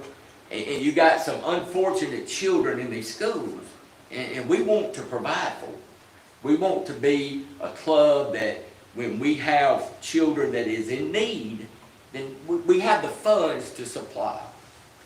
So, you know, with that being said, I don't know where that leaves us, but that's... Where would you consider putting that? You say 1,000 feet by 1,000 feet. Yes, sir. Obviously, does that need additional parking? It would need parking. That is just the area that they need to consume the rides and the food vendors and all that stuff. But now, I don't know if you're familiar with Clanton, but as you start into Clanton, right there at Goose Pond, that's where they had it at. And I've gone by there several times and looked, and it ain't that big.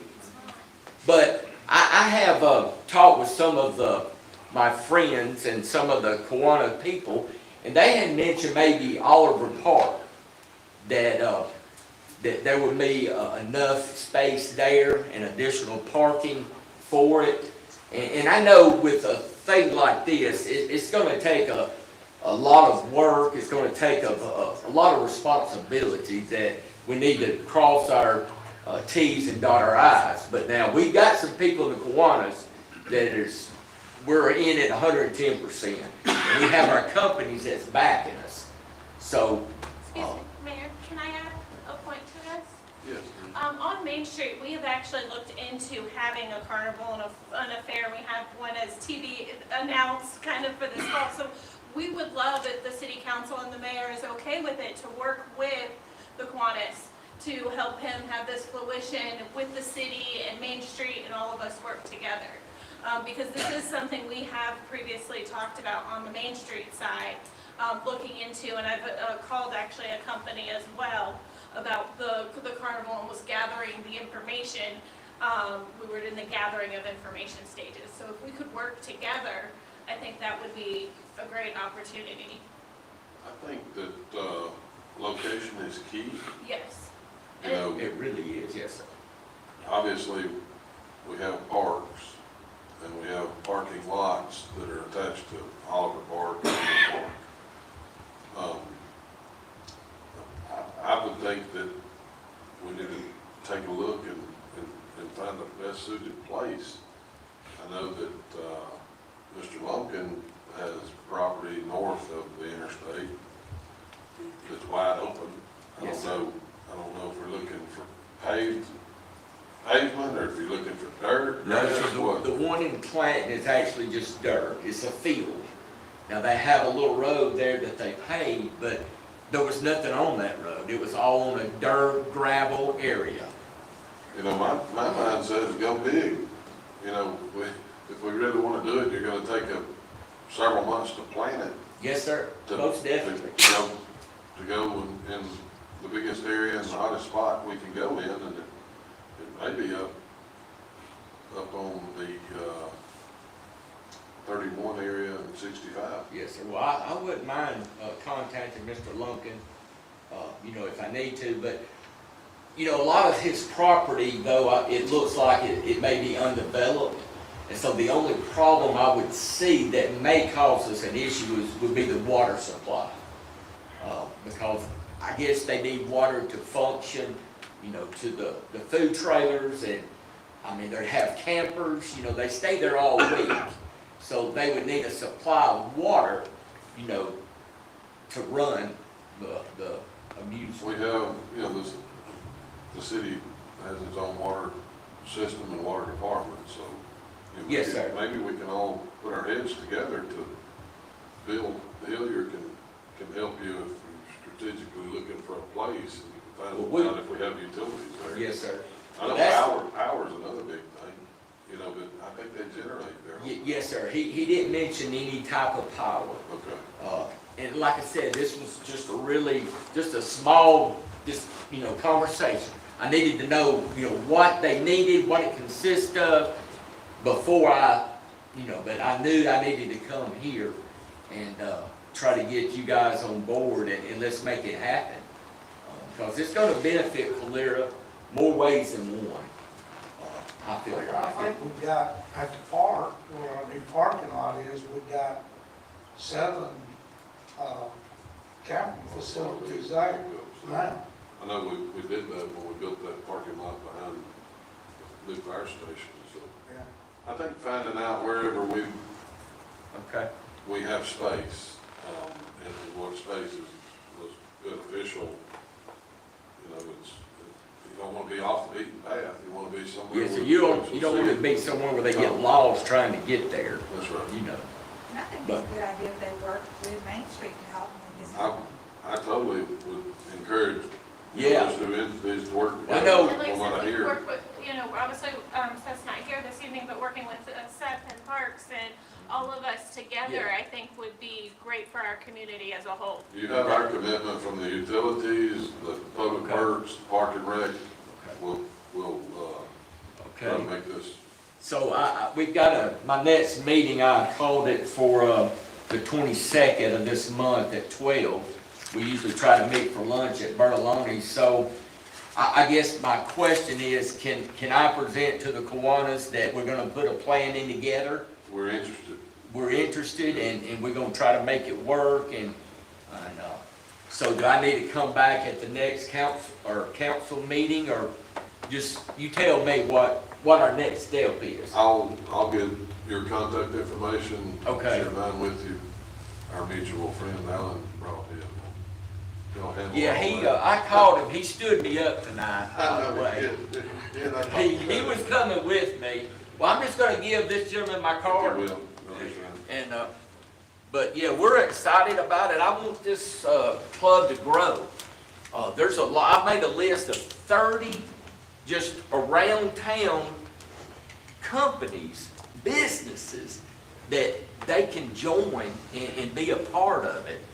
See, in the past, we just haven't, I don't know how to say it, we just haven't had the vision to grow, to making a big establishment. And these other, you'll go around and we've had people to visit us from Hoover and, you know, different places, and their Kiwanis is huge. They do stuff for their city all the time.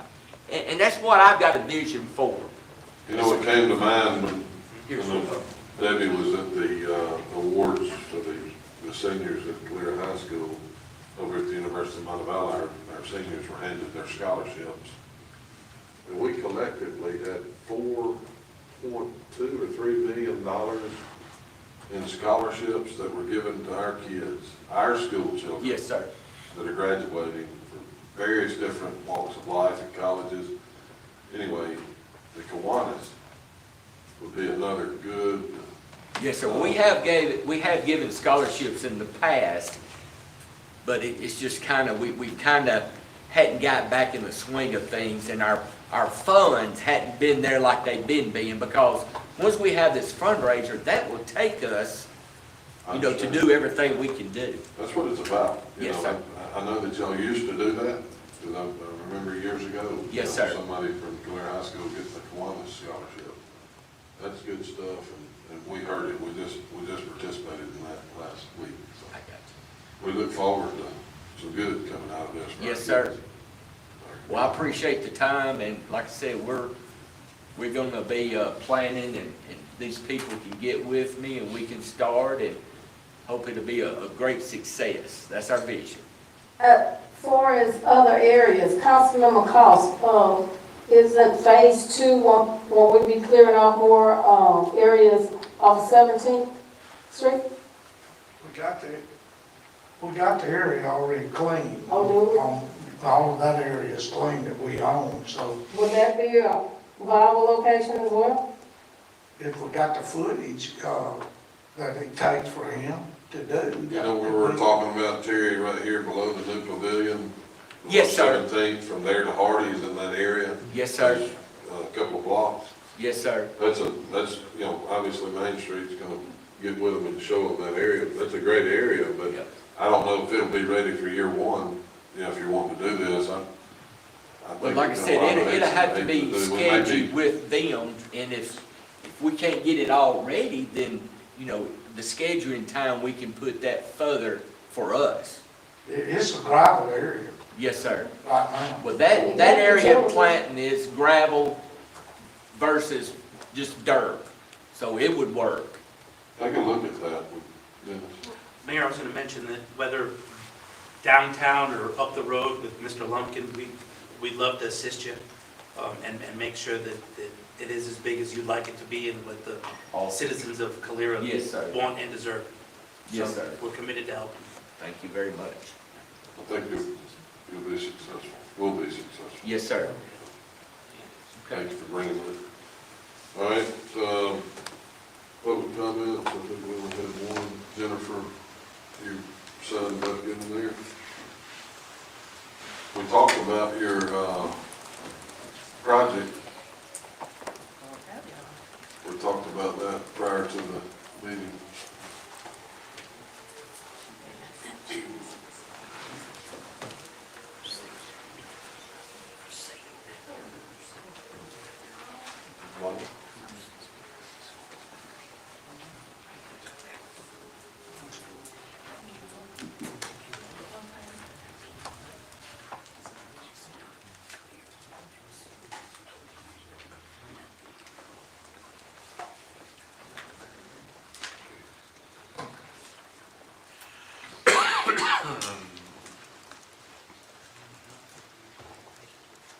Good Did evening. you get one of these, Brad? I didn't, if you, thanks, I appreciate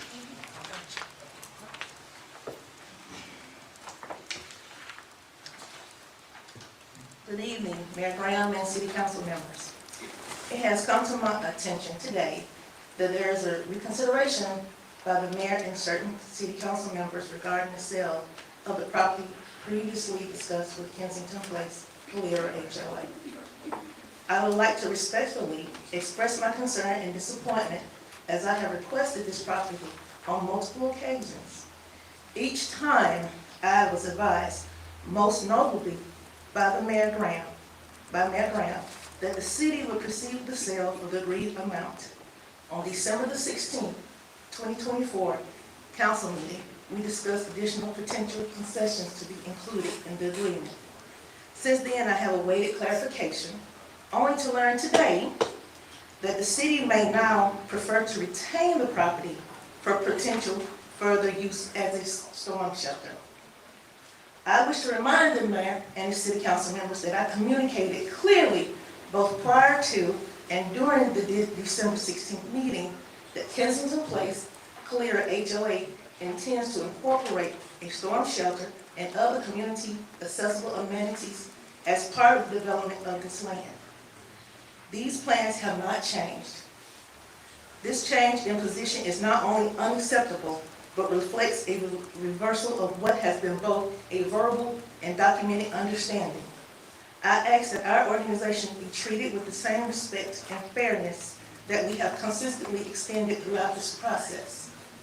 Accordingly, I respectfully request that the city finalize the sale of the property to Kensington Place, Calera HOA, under the original terms, as is, for the amount of $10, tax exempt, consistent with the prior agreements and alignment with the deed preceded set in the 2014 transfer from Ryan Holdings LLC to the city.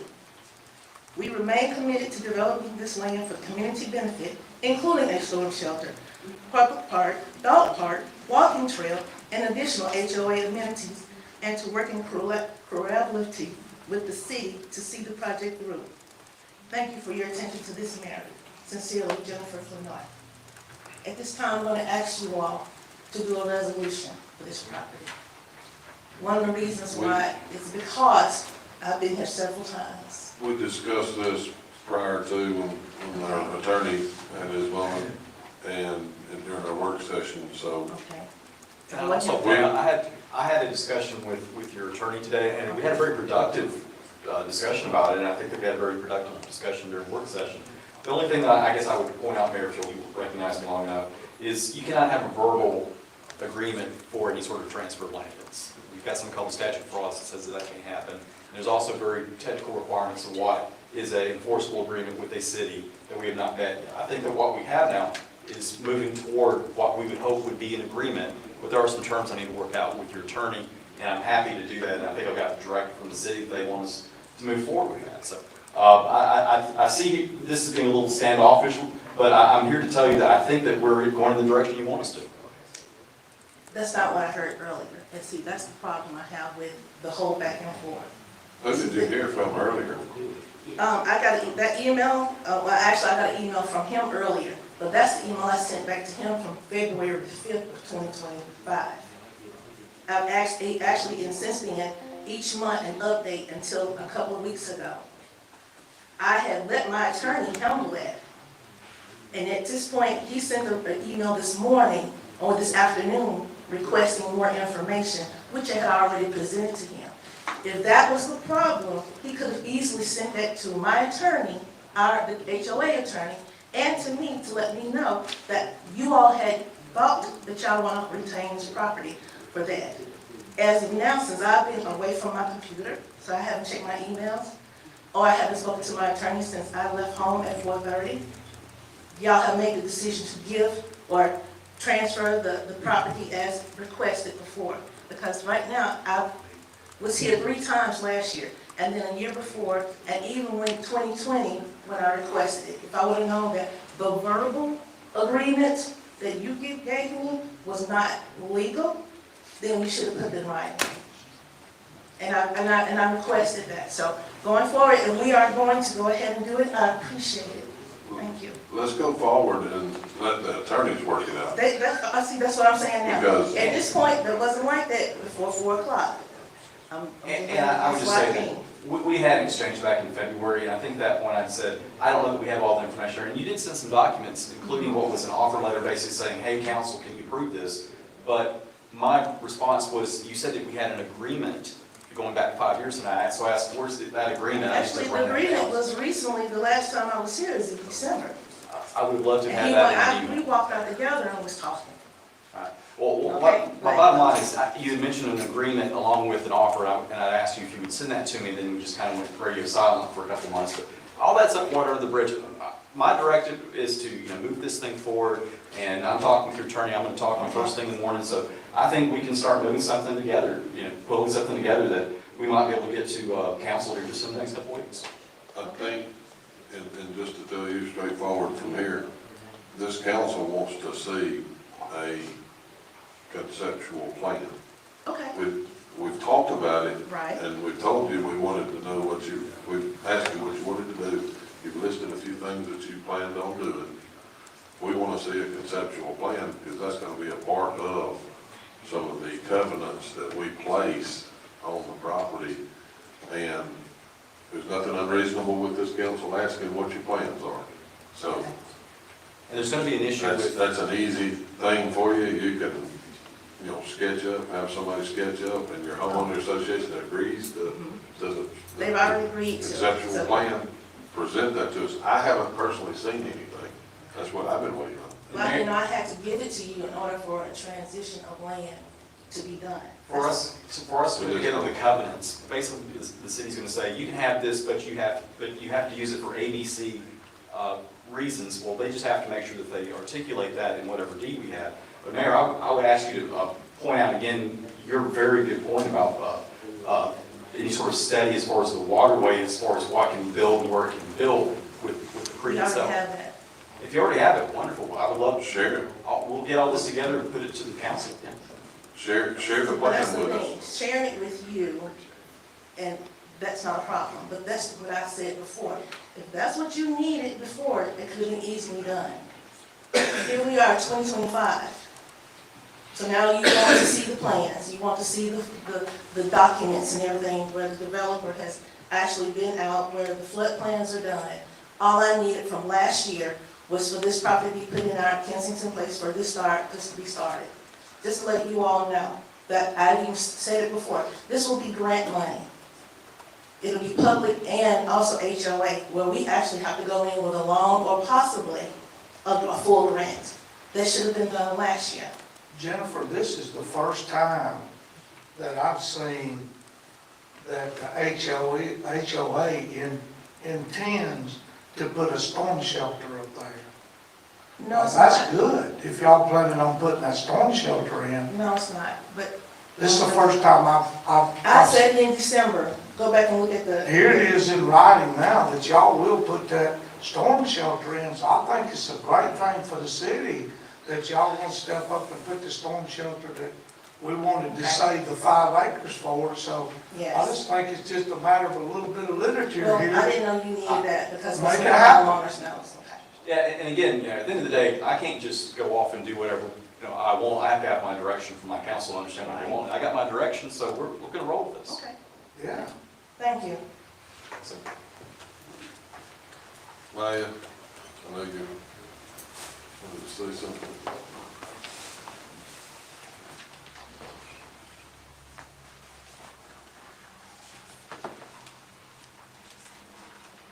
Hello? Good afternoon to you, Mayor, Councilman, City Clerk. I did the hardest thing on April the 25th, 2025. I had to take my son to Grandview Behavioral Unit. He was diagnosed with psychosis, schizophrenia.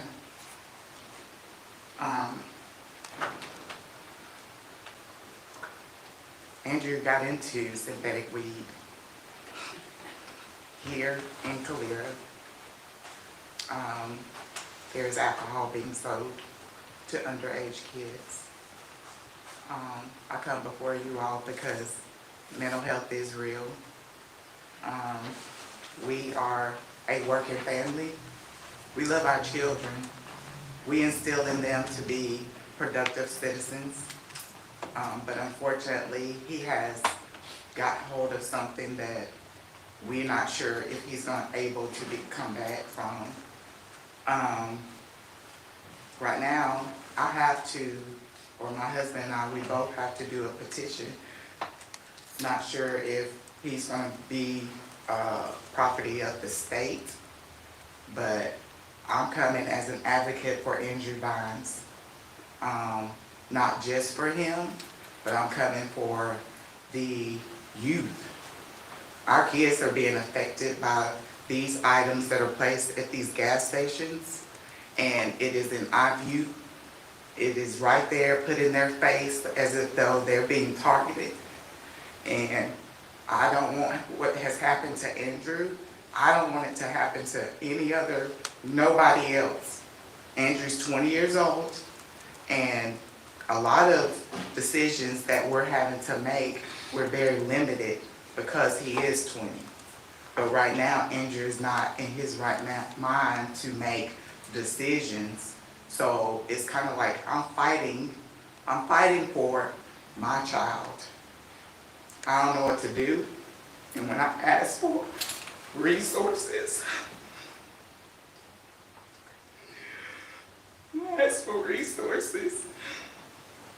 I need them because I have no idea what to do. But I know that he's going to come through because I serve a God. He is able. But right now, I don't know what to do. So I'm asking if the city can regulate. Is there a way that they can regulate on how synthetic weed is sold? Can it be monitored, or can somebody be held accountable to alcohol that's being sold? I'm not saying, hey, let's take away our opportunity to buy alcohol. That's fine, but he's 20. He's not 21. We also see where Andrew has gone to the Puff Place, and he has purchased the glass, the weed. But when I looked and I read, I thought you have to be 21 years old. The vapes, I thought you have to be 21 years old. So somebody in Calera is being allowed to sell these items to kids, and if Andrew is getting it, I can't even imagine if we have middle school kids that are purchasing these items as well. So all I'm asking is if someone can, going forward, just give me some type of resource for Andrew. Andrew does or have been attending Central Alabama Wellness. He's had several, not run-ins with the police, but they have been generous. And I do commend Calera Police Department, because in the climate that we're in right now, Andrew could have easily been a victim. Or if you talked about mental health, and that you have people, police officers who are trained to approach those who are in crisis. But going forward, I just ask if there's any type of resources that can be shared, or if we can be given direction going further. We've heard the plea, so many of us are touched by similar situations. I'm very sorry to hear about that. Would the Attorney General, Chief, be able to give us some guidance on what could be done? He's worked on, the problem with the synthetic weed is the laws in Alabama, the percentage of THC that's allowed is what the problem is. And also, the Department of Forensic Science in Alabama will not test marijuana for percentage. They don't do it. I hate to say that, but it's very, very difficult to make marijuana cases nowadays. Our country has changed. And you can buy products legally in stores in Calera and all over this state that are really no different than marijuana you buy from a drug dealer, and we can't get it tested. If somebody buys it legally, and it even looks like, to me, it looks like illegal weed when you buy it from the stores you're talking about. I've seen it, I've been in the store you're talking about. I've sent the Alabama Beverage Commission, ABC board, into stores. The mayor and I talked about this, I don't know, maybe a year and a half or so ago. We've had multiple occasions where we brought the state down and we've sent them into our gas stations, into our stores with underage people to do buys. The problem is the penalty is nothing. The penalty that they suffer is not significant. And we don't have the laws to make cases again. I don't know what's going to happen with marijuana. I mean, around the country, it's legalized in more and more cities. You have medical marijuana. They're talking about getting dispensaries here. But the problem is we can't tell the difference in legal and illegal marijuana. And I mean, I hate to say that in a public forum, but those are just the facts. You can't tell the difference, and the Department of Forensic Sciences is too backed up. They're not going to test it quantity-wise for us.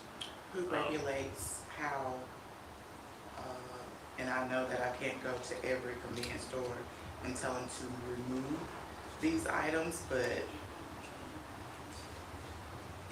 are they regulated? Like, does it have to be put right there in the eyesight when you go into a convenience store? We ask that they don't. And our case program in our schools visits convenience stores, and we have had a few comply.